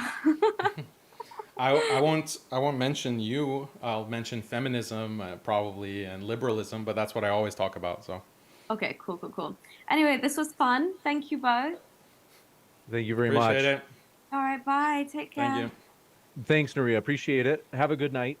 Bye. And I have to be fair, Daniel. Some of these questions are probably going to be barbed toward you. And so I'm going to adjust the screen. And while I do that, I want to say, folks, while I'm adjusting the screen so it's a little bit easier to see, want to remind you that Modern Day Debate is a neutral platform hosting debates on science, religion, and politics. We hope you feel welcome no matter what walk of life you're from. Whether you be Muslim, atheist, Christian, you name it, we are appreciative of you being here. And I also, really quick, want to show this photo, or I should say this painting of, we do appreciate it. This is you could consider this an intermission before we go into the bloodbath of the rest of the questions for Daniel. As I said, Daniel, some of these are going to be barbed. I have to be fair that I have to read the offensive ones to you, just like I read the offensive one for Nuria, which like I said, Sure. I do think that the person was trying to, they maybe have a opinion on the thing that was asked about, such that they were asking it wasn't, I didn't think it was a troll. But let me just readjust the screen 2 moments. Want to say thanks so much for all of your support. This is one of the most liked debates in terms of like our live viewership right now. People have enjoyed this debate immensely, so we want to say thanks for your support. Appreciate all those likes, folks. And I'm going to jump into these questions. Oh, like I did say, I would show you this painting. You guys can let me know if this looks like me. This is a portrait. Someone did this painting that they had said, James, I want you to, and you can see it. I don't have it in the Zoom window, so I'm sorry about that. If you're watching on Daniel's stream, if you really want to see the painting, it's a beautiful painting, a tremendous painting. You can see it here at the live stream over at Modern Day Debate. You can always keep both tabs open if you're watching live at more than one channel. And so thank you very much for making that painting of me. I'm very flattered. I wish I looked like that. That's a true Chad, as Daniel would say. So I'm going to jump into these questions. Apostate Prophet, one of your greatest rivals, and says, Daniel, numerous research suggests from Langford, Defar, and Gilliand find that sexual repression and shame lead to hypersexuality, lower happiness, lower confidence, and possibly even increased crime. How is that good?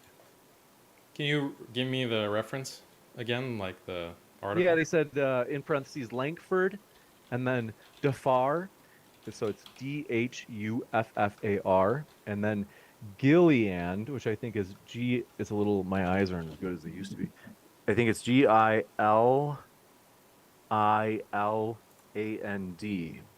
in parentheses. And what was the name of the article?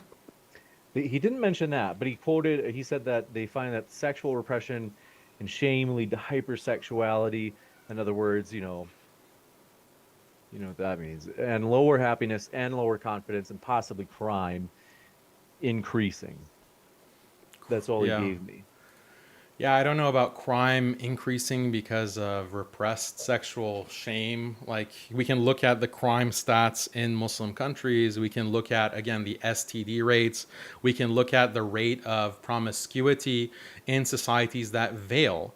So I'm not seeing that where this study, Langford, Defar, and Gilliand, I'm still trying to look for it, where it says that this leads to increase in crime, and you can have hypersexuality in the confines of your marriage in Islam, and it's been shown that conservative couples have more sex in their marital relationship than single liberal people. So this is something that has been established empirically. And when you look at veiling societies in particular, again, go to Amy Adams-Zick, the study that I studied. It's a very broad study looking at many different countries, Muslim countries, Christian countries, and so forth. The levels of infidelity, cheating, STDs, all of these negative associations that come with promiscuity, the negative factors that come with promiscuity, those are decreased in Muslim societies. And I'm not claiming it's just because of veiling, it's because of this entire system of gender separation and stigmatizing basically casual sex, stigmatizing infidelity, and backing it up with social shame and stigma and so forth.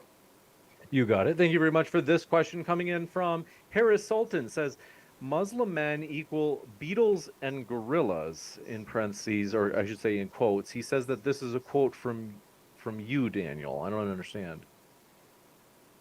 I don't understand it either. The beetles, like, these are just examples from the animal kingdom.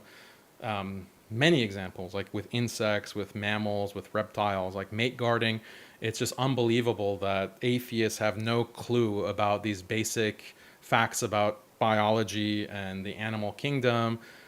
But they claim to be evolutionists, so they know that, okay, yeah, people are evolved from apes, but they literally know nothing about the animal kingdom or apes themselves.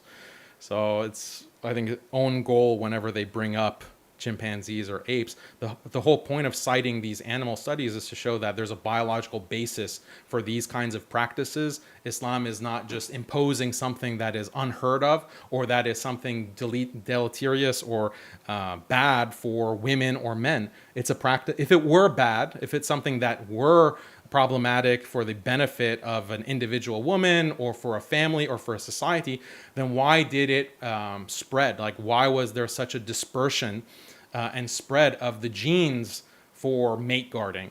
Like, the evolutionary explanation is that mate guarding is adaptive, it brings fitness, that's why it's spread throughout the animal kingdom and throughout human society.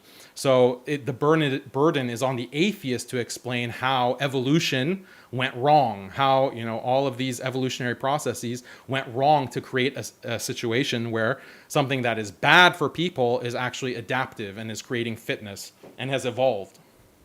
This one coming in from, do appreciate your question. Hira Rodriguez says Daniel used history and independent study to make his case. You got a fan out there, Daniel. This one from ES1002 says, on Reddit ex-Muslim, there's a video of a kid that was beaten for not wearing her hijab right.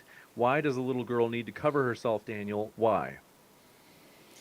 I don't know what that video is or what it's referring to. Like, if someone is getting beat for not wearing hijab, yeah, that's like violently beat, then that's a problem. And I don't necessarily endorse like physically hurting someone. But again, like, these things are exaggerated into hoaxes, as we saw multiple times in this debate. We need to actually see the facts. Like, you're saying someone was spanked, like a little girl was spanked. How do we know it was because of not veiling? Like Like, unless you're just completely against any kind of discipline, like any kind of spanking and what have you, okay, that's a separate argument.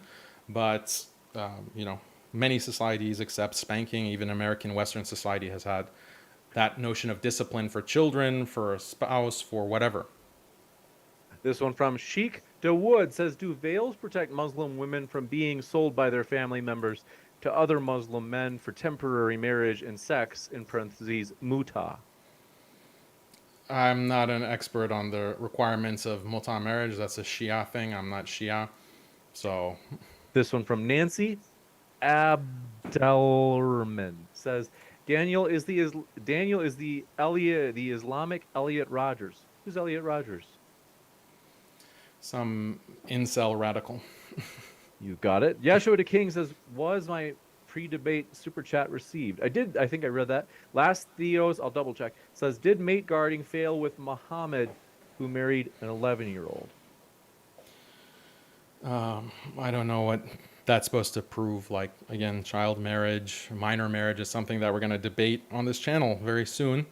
And it's something that, again, has been practiced throughout history, in every pre-modern society, basically, every advanced civilization, Roman civilization, Greek civilization, even extending into Asia, Chinese civilization, Japanese. It's so ubiquitous. So we have to get into the details of that. That's not what this debate was about, but I have to answer this question every single debate. Why? Because these NPCs can't think of like one or two objections against Islam, and they just spam it over and over and over again.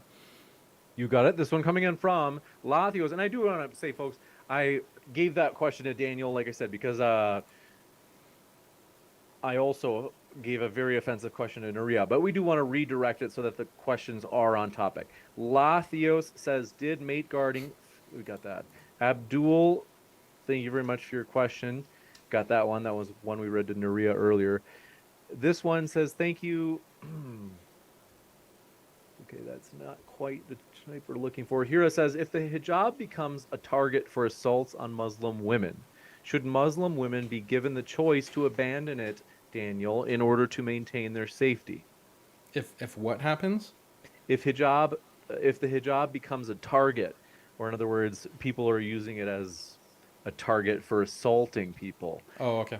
Then should women have the option to remove the hijab for their own safety?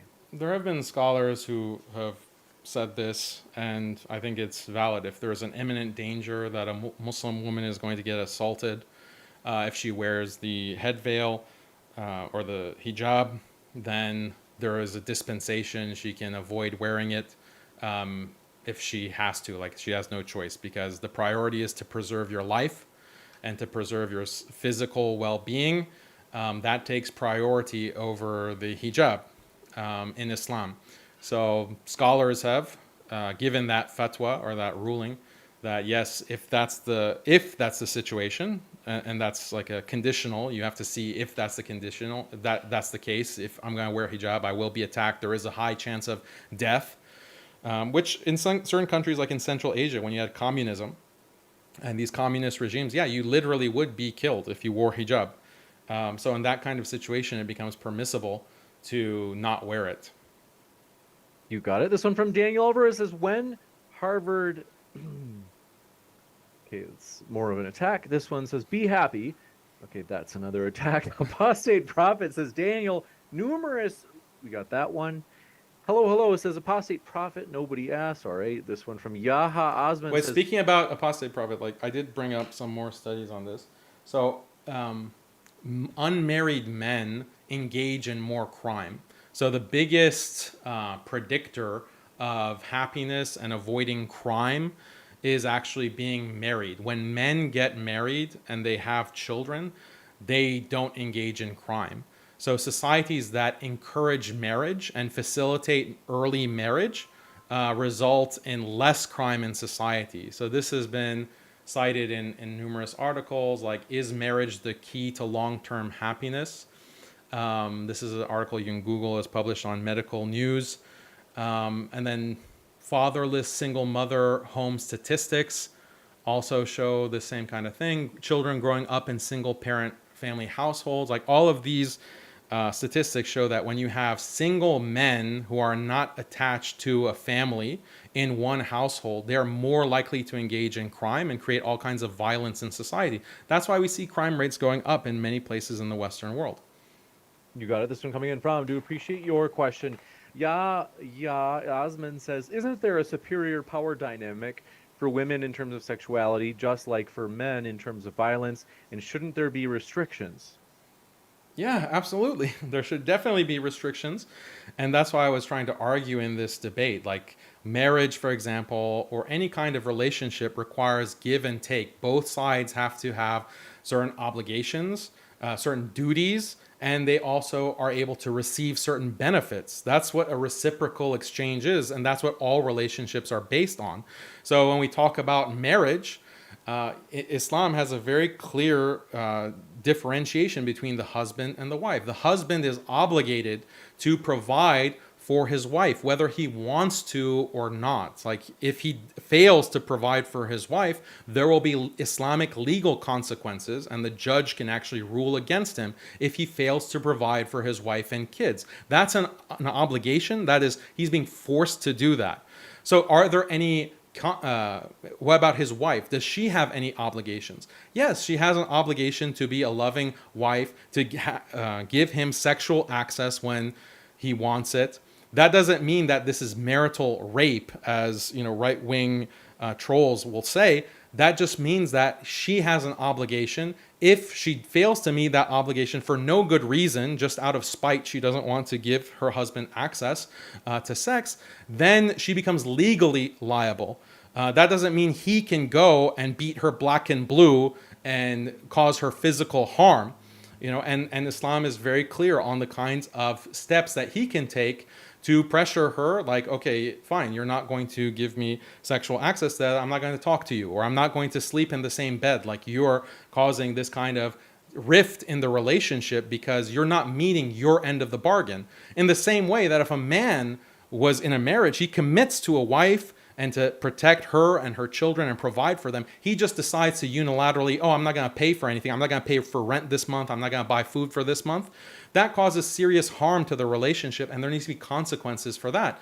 Every legal system creates those kinds of consequences. Unfortunately, in the modern Western liberal system, all the consequences are on men. All the consequences and obligations are on men, whereas women have this kind of accountability-free, no-fault divorce. They can just deny a husband, like, yeah, no, you're not going to get any sex. No, I'm not going to do anything around the house. I'm not going to contribute to anything in this marriage. And guess what? I'm going to divorce you, and I'm going to take half your property. I'm going to take half of your possessions, and I'm going to get custody of your children. So this is a very unjust, immoral system. It's causing all kinds of disasters for society. Islam has a more balanced system, a superior system where each side has obligations. There are consequences. There are accountability if you don't meet your obligations. When you make a commitment for marriage, that has to mean something, just like any other contract. No fault divorce that we find in the feminist West is a destruction of that very basic justice that keeps society together. You got it. This one coming in from. Do appreciate it. Harris Sultan said a study published in the Journal of Social Science and Medicine in 2016 found that women in the United States reported higher levels of subjective well-being, e.g., happiness, than women did in the 1970s.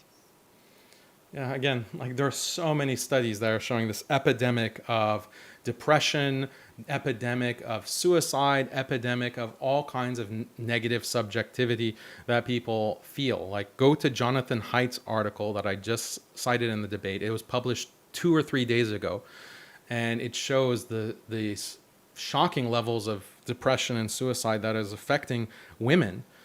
So one study that I haven't looked at is not going to contradict all of that other data.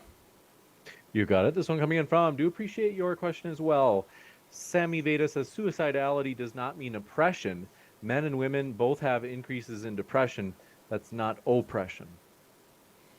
Yeah, it is oppression. When people are committing suicide. Why? Why are they suffering from such debilitating mental health crises that they want to kill themselves? When you see a society of people that at a high rate are trying to kill themselves, like if you see 50% of people are killing themselves, a normal person will think, well, there's something wrong in that society. Something has been affecting these people to drive them to such an extreme consequence.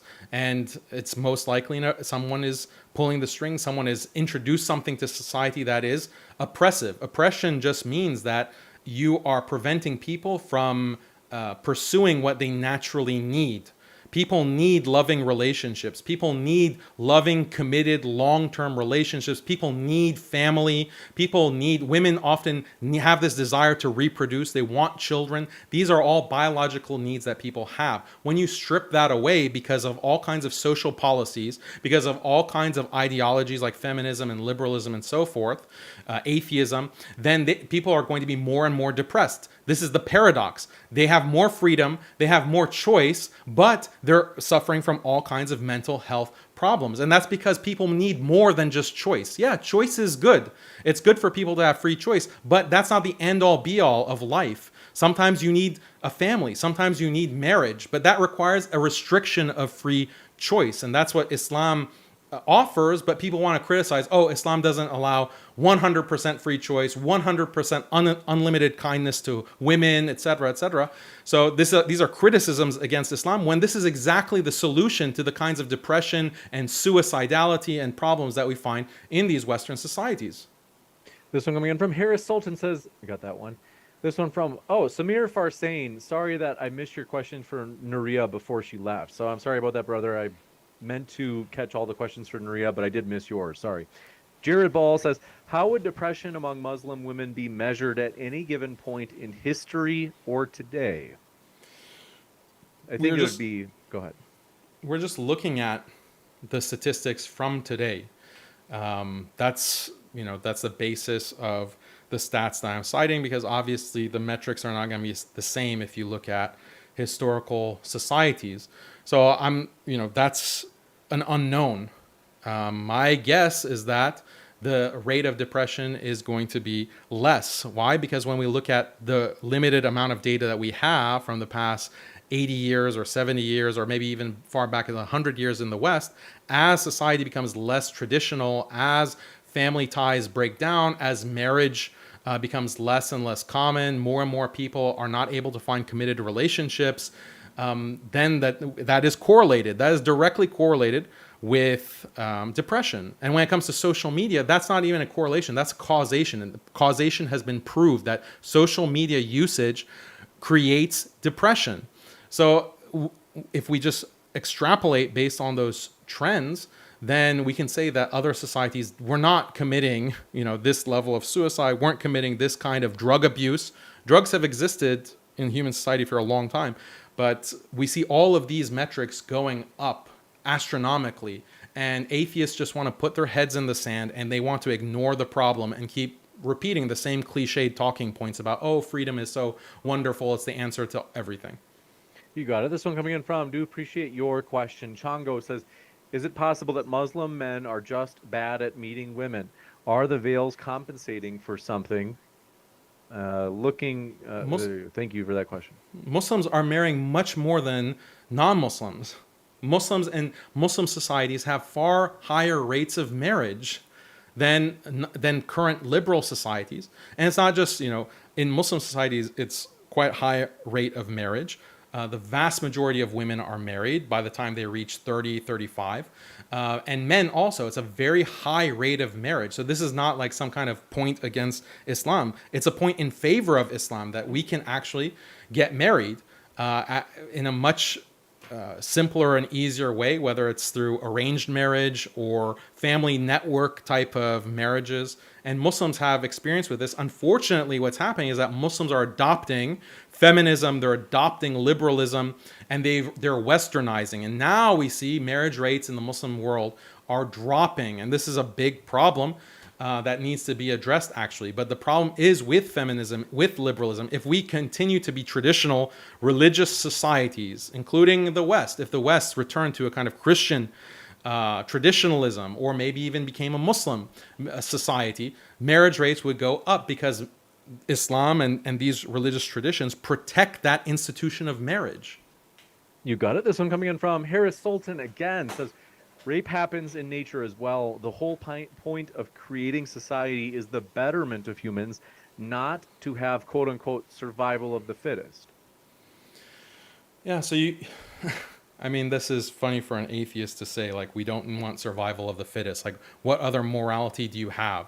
Like, what other moral system are you appealing to?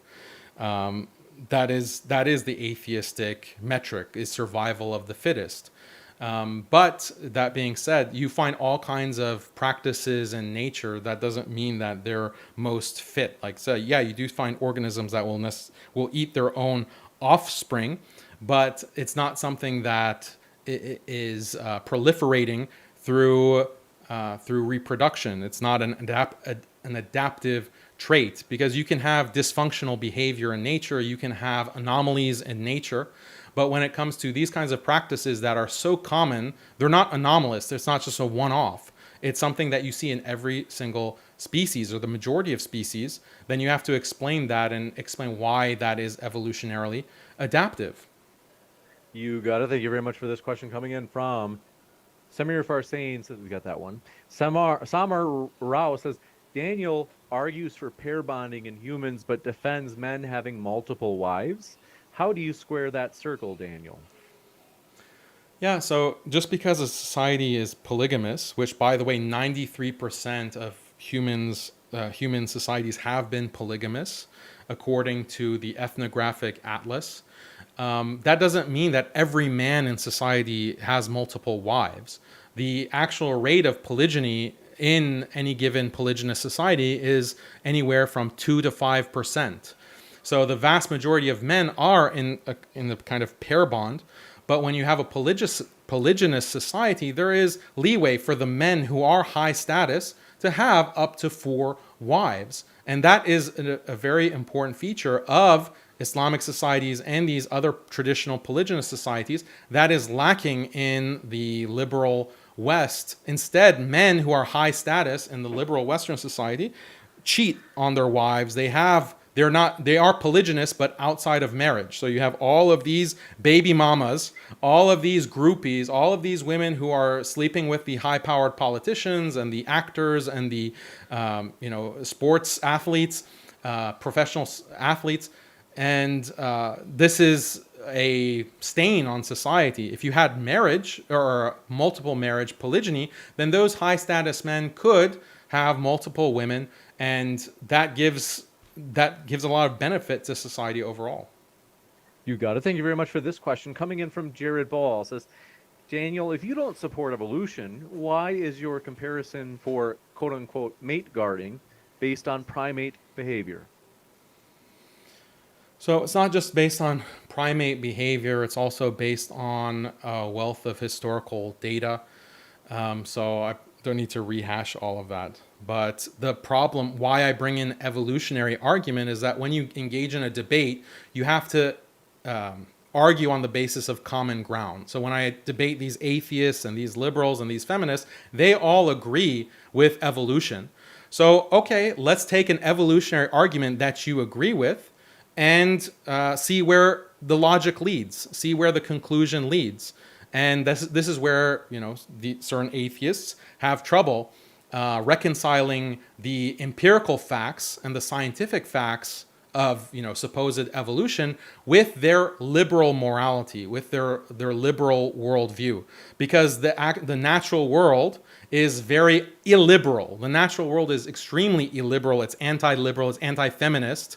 And so this is a huge contradiction and clash in the worldview of atheists. And they never want to confront that and honestly engage with that. And they just engage in hand-waving tactics. And no matter what you try to tell them to explain that, look, you're being inconsistent, they don't want to acknowledge it. So that's why I bring it up in all of these debates.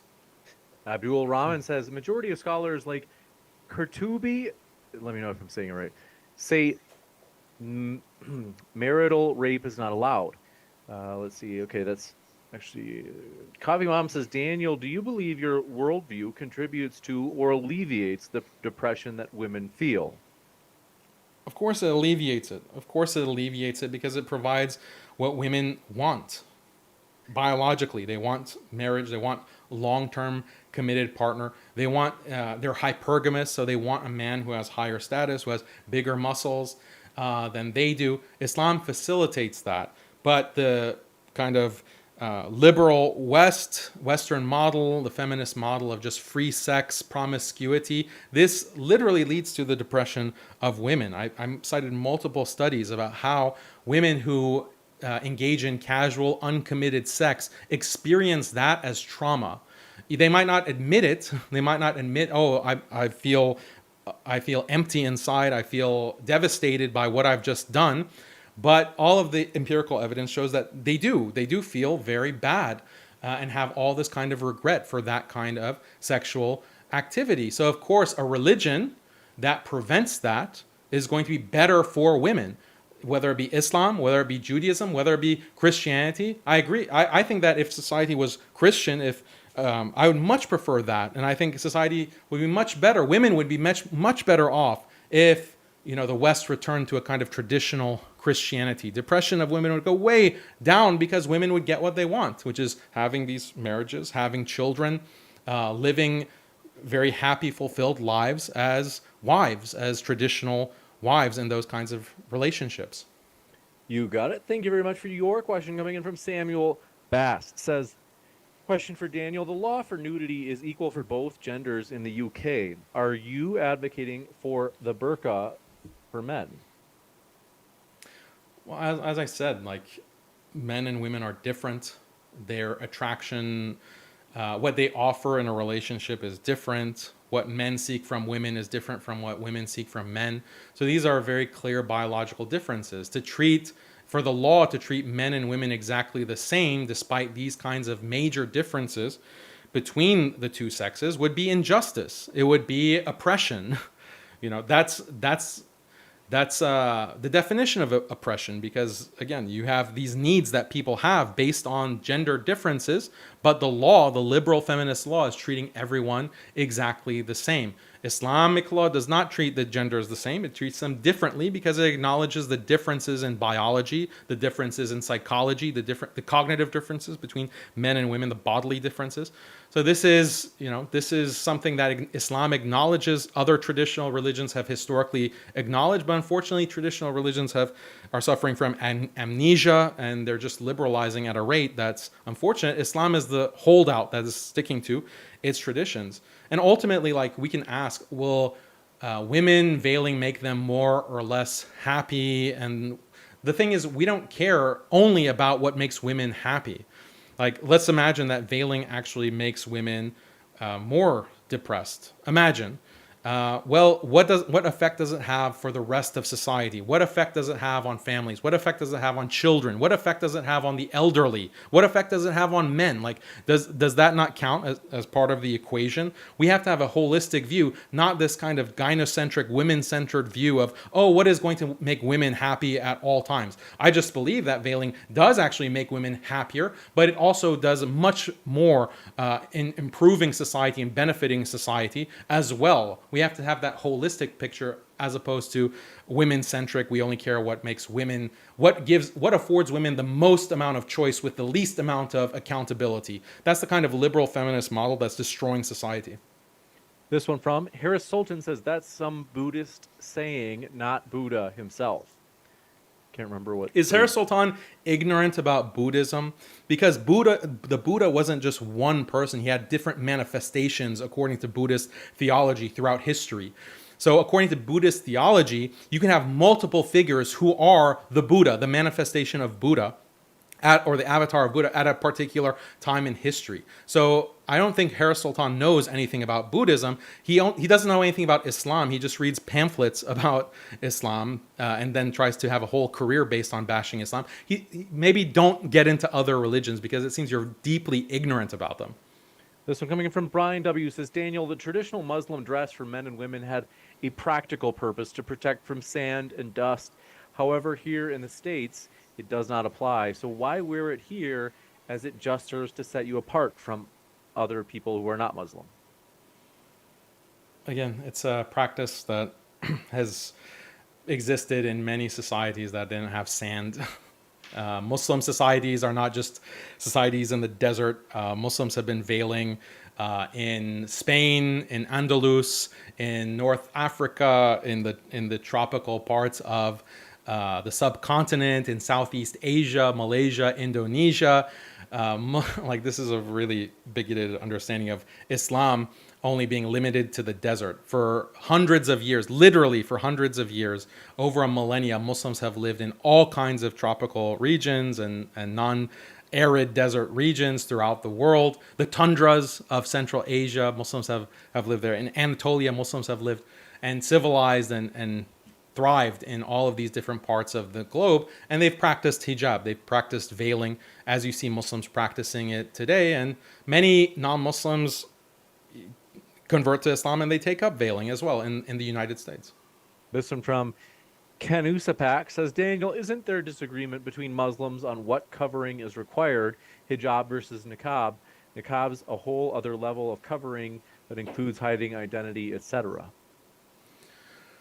I think there's more consensus, or the majority opinions do advocate for veiling the niqab more than just covering the hair.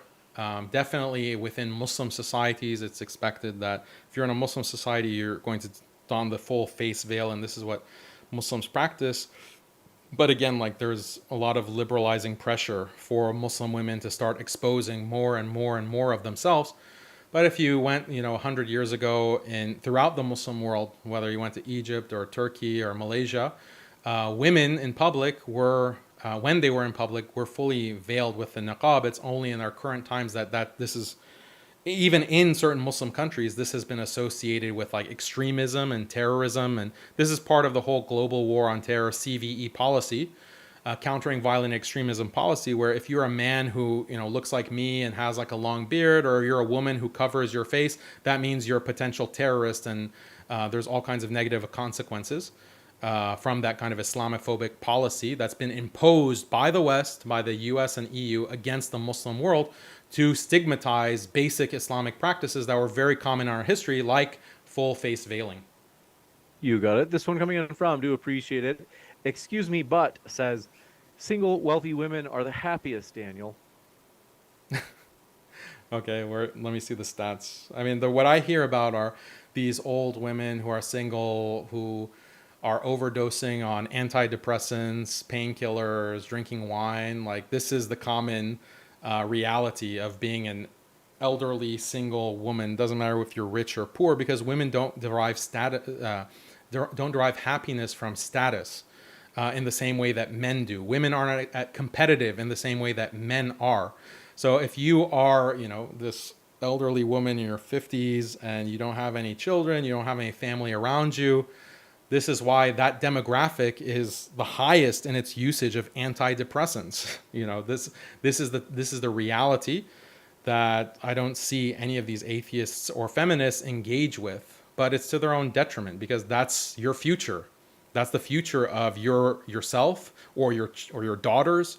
I don't want that for Muslims or non-Muslims.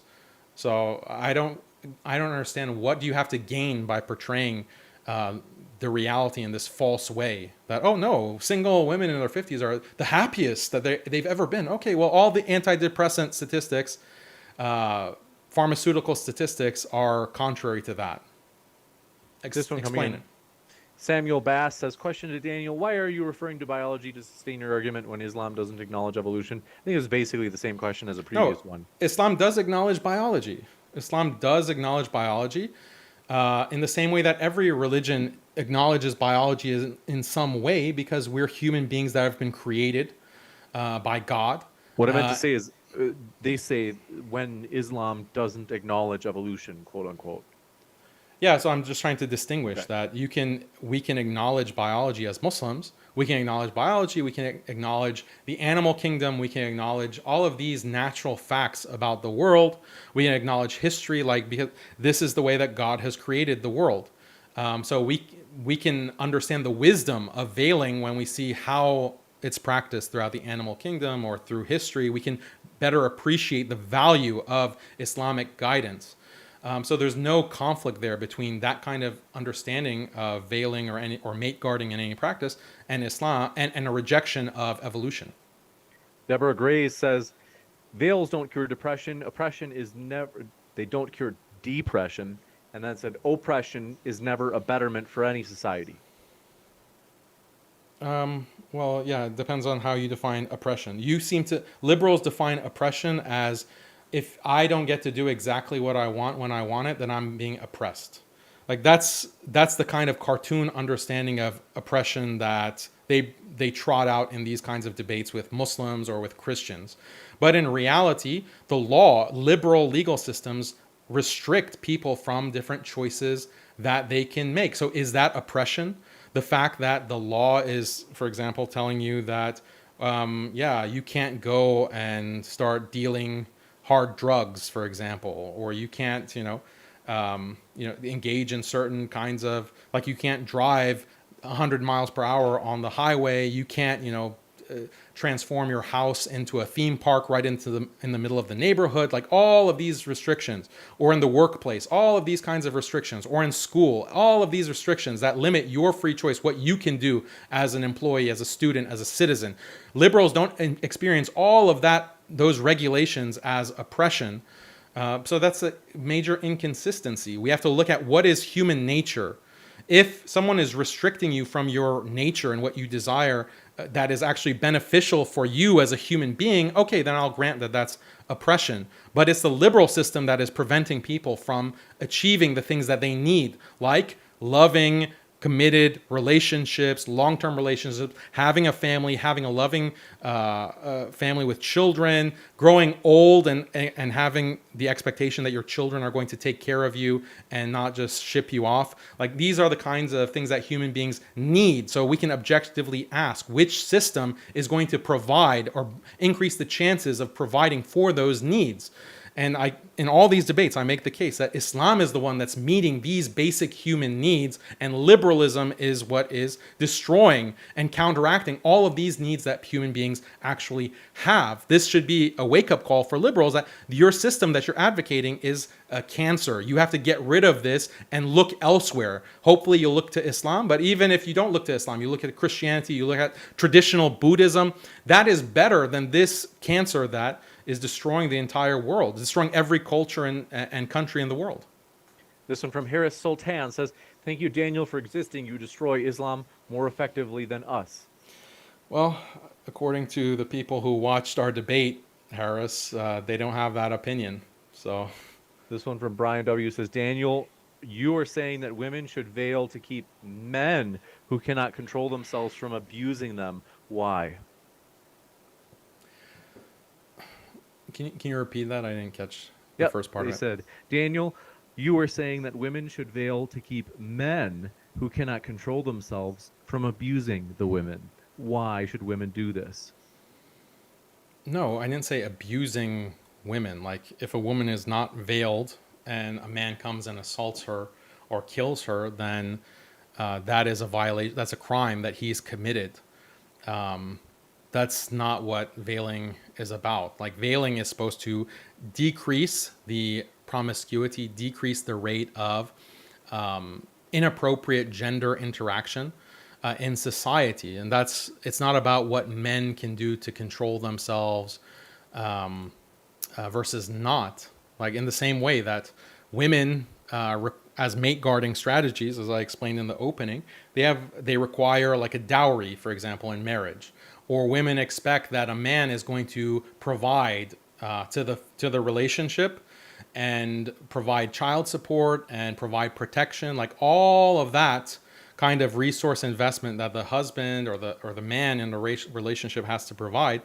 That decreases the amount of money that he has to spend on other potential women. So his attraction, that man's attraction, his attractiveness is decreased because of these requirements and obligations that are put on him within the marriage. And if you want to say that, okay, men shouldn't just control themselves, well, women should just control themselves and not require, men to have money or status or looks or all of these kinds of features that women are looking for in a partner.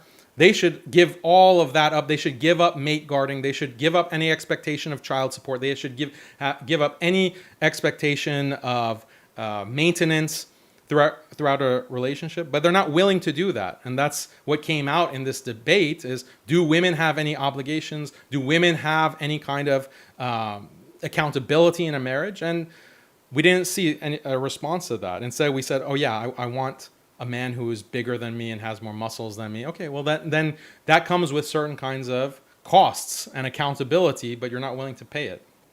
You got it. Thank you very much for this question. Coming in from excuse me, but says, women, life, and freedom, down with patriarchy.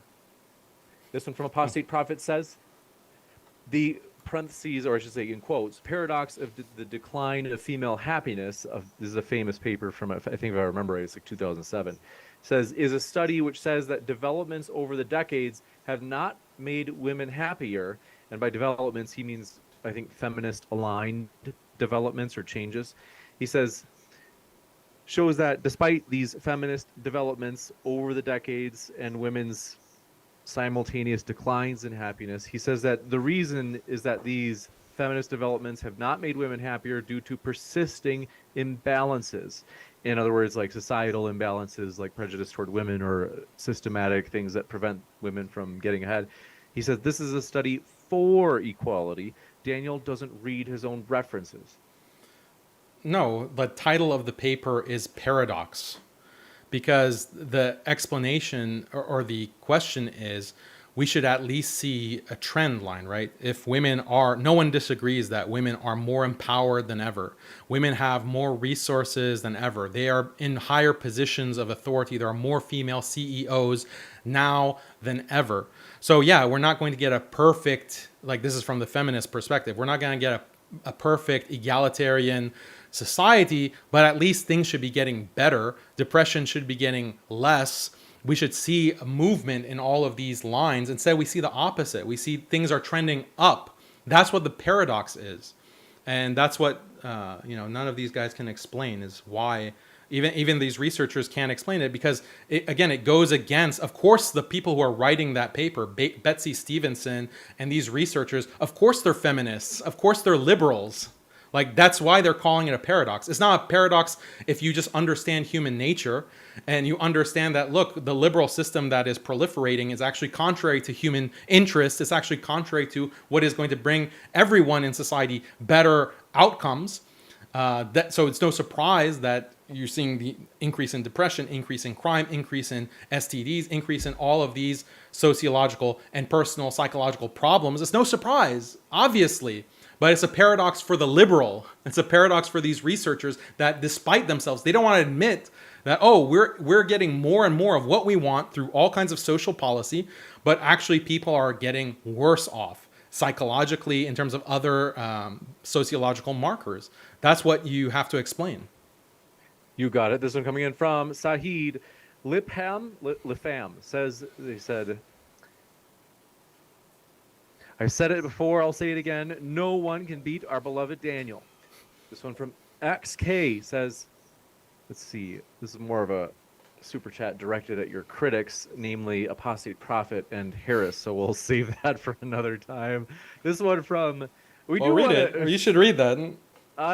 They're getting, how many questions are these guys getting? It was more that it was just kind of an insult, but basically, which I do want to encourage you folks to let's stick to the topic. This one coming from, speaking of damaging children, let's see. That's actually for Naria. I don't want to.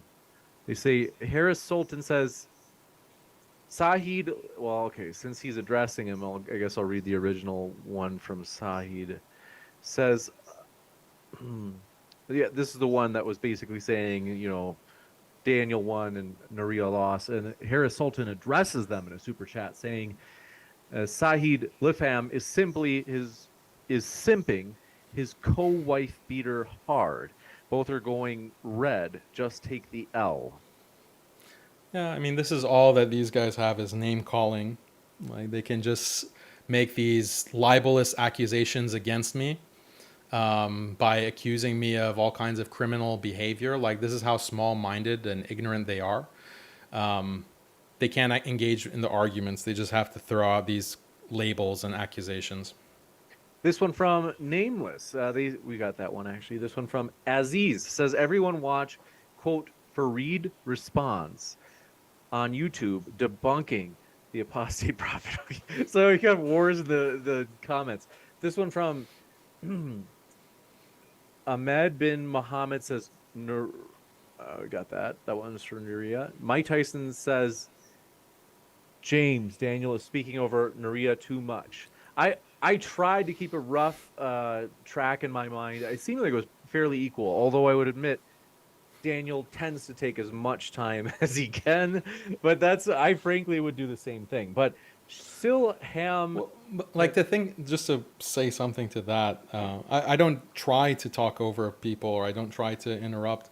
But like, you have to acknowledge that I have a major disadvantage in all of these debates, because I'm debating positions that, I don't have home court advantage. Basically, my opponents have home court advantage because they're appealing to the status quo and the sensibilities of a liberal audience. And even Muslims are affected by liberalism, and sometimes our understanding of what is right and wrong is heavily influenced by liberalism. So I'm trying to go against all of this inertia to try to bring another perspective. That takes time, and it takes a lot of framework that I have to lay and argue for. So I really want every single second that I can get in order to be able to make it interesting. Otherwise, who wants to come to a debate where, veiling is oppressing women? Don't you agree? Yep, we all, see the opposition can't really make a good argument for it. So yeah, Islam is just as barbaric as we always thought. Like, that's boring, and it's stupid, and it's a waste of everyone's time. Don't you want like a different perspective? Like, if you are a liberal audience member, don't you want to see what other possibilities there are? When I watch a debate, I get excited, and that's why I appreciate modern day debates, and I appreciate James's moderating. You bring these very controversial topics, and what I enjoy in a debate is to see like the controversial position bring something that I haven't thought of myself, because I'll say, oh yeah, of course, this is wrong. But then my expectations get undermined, or they get subverted by a great argument. That's what I enjoy in a debate, not to just have my own biases reconfirmed to me. Like, I don't benefit, I don't get any value out of that. You got it. This one coming in from, do appreciate it, Siham Kadur says, Nuria will go. Okay, this one from XK says, great job, brother Daniel. And Lath, did I do this one? Says, hijab does work. Look up the video, quote, walking in hijab for 4 hours, unquote, on YouTube. When not wearing it, she got catcalled 200 times. When wearing it, well, actually, technically, I don't want to read that because technically that'd be directed at Nuria. This one from Harris Sultan says, human sacrifices were also practiced in ancient cultures. Would you defend those too, Daniel? Yeah, there's plenty of practices in many cultures that are wrong. That's why I refer everything to Islamic standards to see what is right and wrong. Just like you refer everything to your broken, incoherent, illogical, liberal standards. And I judge them according to an Islamic standard to determine if they're right and wrong. It just happens to be the case that so many of the things that Islam considers right match up with human nature, and also match up with the practice of so many different civilizations throughout history. In the past, when Muslims and Christians would debate, or Muslims and Jews would debate, you know what they would debate? They would debate the actual theological meat of the different religions and try to make philosophical or logical arguments to prove that one theology is correct and the other theology is wrong. They weren't debating something like quote unquote child marriage. They weren't debating something like veiling. They weren't debating something like patriarchy and differences in gender roles. You know why they weren't debating those things? Because that was the status quo that every society had been practicing for literally millennia. It's only become a topic of debate now because Islam refuses to go with the liberal status quo. Islam refuses to reform itself to match up with this liberal hegemony that is imposing itself on the entire world and destroying the entire world. Islam refuses to do that, so it becomes the object of critique in every place that liberalism conflicts with Islam. But the good news is that it's very easy to rebut this kind of argument from liberalism, because it's so easy to show how liberalism actually creates a worse society, creates a worse set of outcomes for people and their families and their marriages and so forth. And many debates, including the debate that I had with Snailton, prove that and shows that. You got it. This is coming in from. Do appreciate it. Harris Sultan says, no, I quoted a study that you ignored. Proof that Daniel ignores studies that go against his belief system. Yeah, I didn't ignore the study. I responded to it. This one Try doing that sometime. Aziz says, so, am I saying this right? Salam? Is it Salam? Salam. And greetings, guys and gals. I look so naive. Okay. They say YouTube search trigonometry sexual revolution. The interview, we can't, let's see. I just don't want to do I just have a few more minutes, James. You got it. We'll try to wrap this up as quick as possible. In fact, I think, folks, we've gotten past the point at which we told you that we could not take any more questions. So I think that I want to just go for that last few minutes, and we'll let Daniel go. Madi, just to be sure, there are so many that came in so fast that just for good measure, I want to be sure that we actually got there. It says, okay, that one was for Nuria. Let's see. Harris Sultan says,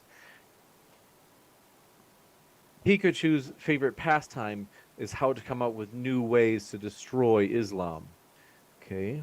Yeah, look how I have to debate Nuria, I have to debate Apus, I have to debate Snailton. Like, I have to debate a team of ex-Muslims in every debate, whereas they have to just come at me. Like, this is not only do I not have a home court advantage on the topic, I also have to go against an entire mob of people. Like, this just shows you like what is really happening in these debates. This one coming up for a last one. We'll end it with one from your pal, Apostate Prophet.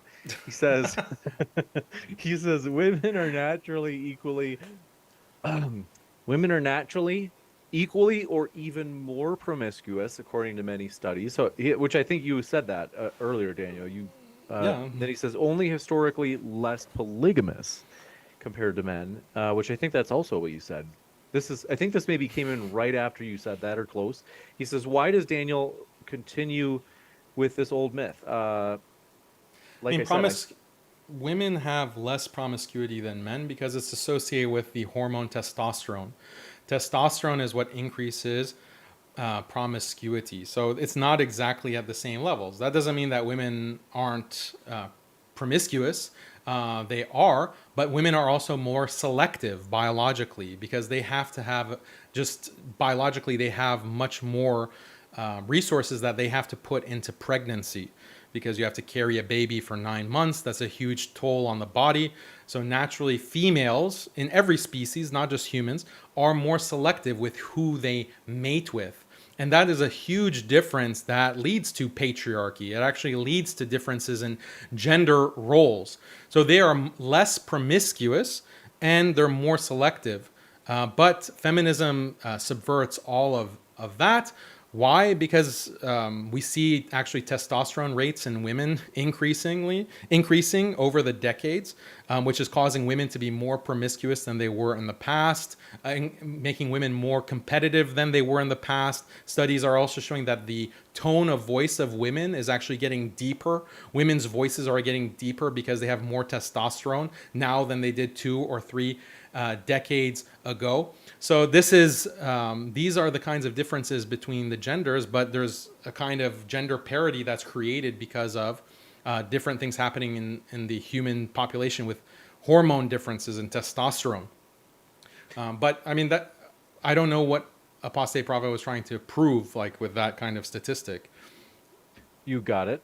With that, we do want to say we sincerely appreciate our guests. So we want to say, folks, thank you very much, and check out their links Daniel and Nuria are both linked in the description box. That includes the podcast. As folks, if you didn't know, Modern Day Debate does have a podcast. Follow us. Check us out on your favorite podcast app, and you'll find Daniel and Nuria are linked there if you're listening to this debate via the podcast, as all of our debates end up on the podcast within 48 hours. Also, as I said, as you can see at the bottom right of your screen, Inspiring Philosophy. I think the strongest debater on the Christian side today, and Daniel, who I think, frankly, Daniel, you're probably the strongest debater on the Muslim side from what I've seen. They will be debating at DebateCon 3.1. It is confirmed for Saturday, April 22nd. It's going to be in the Dallas area. We're still confirming the venue, but do mark it on your calendar. Go ahead and put it in your Google Calendar. It will be Saturday, April 22nd, Lord willing. That's our plan. So I do want to remind you, it's going to be huge. You don't want to miss it. With that, I want to say one last thank you, Daniel. It's been a true pleasure. Yeah, thanks a lot, James. Again, I apologize for the technical difficulties earlier and delaying the whole thing, but it was a spicy debate. No problem. It was spicy to say the least. Hit that subscribe button, folks, for more spicy debates coming up. I'm going to go to the post-credit scene in just a moment as I wish Daniel well. So stick around, and I'll be back in about 60 seconds. Thanks, James.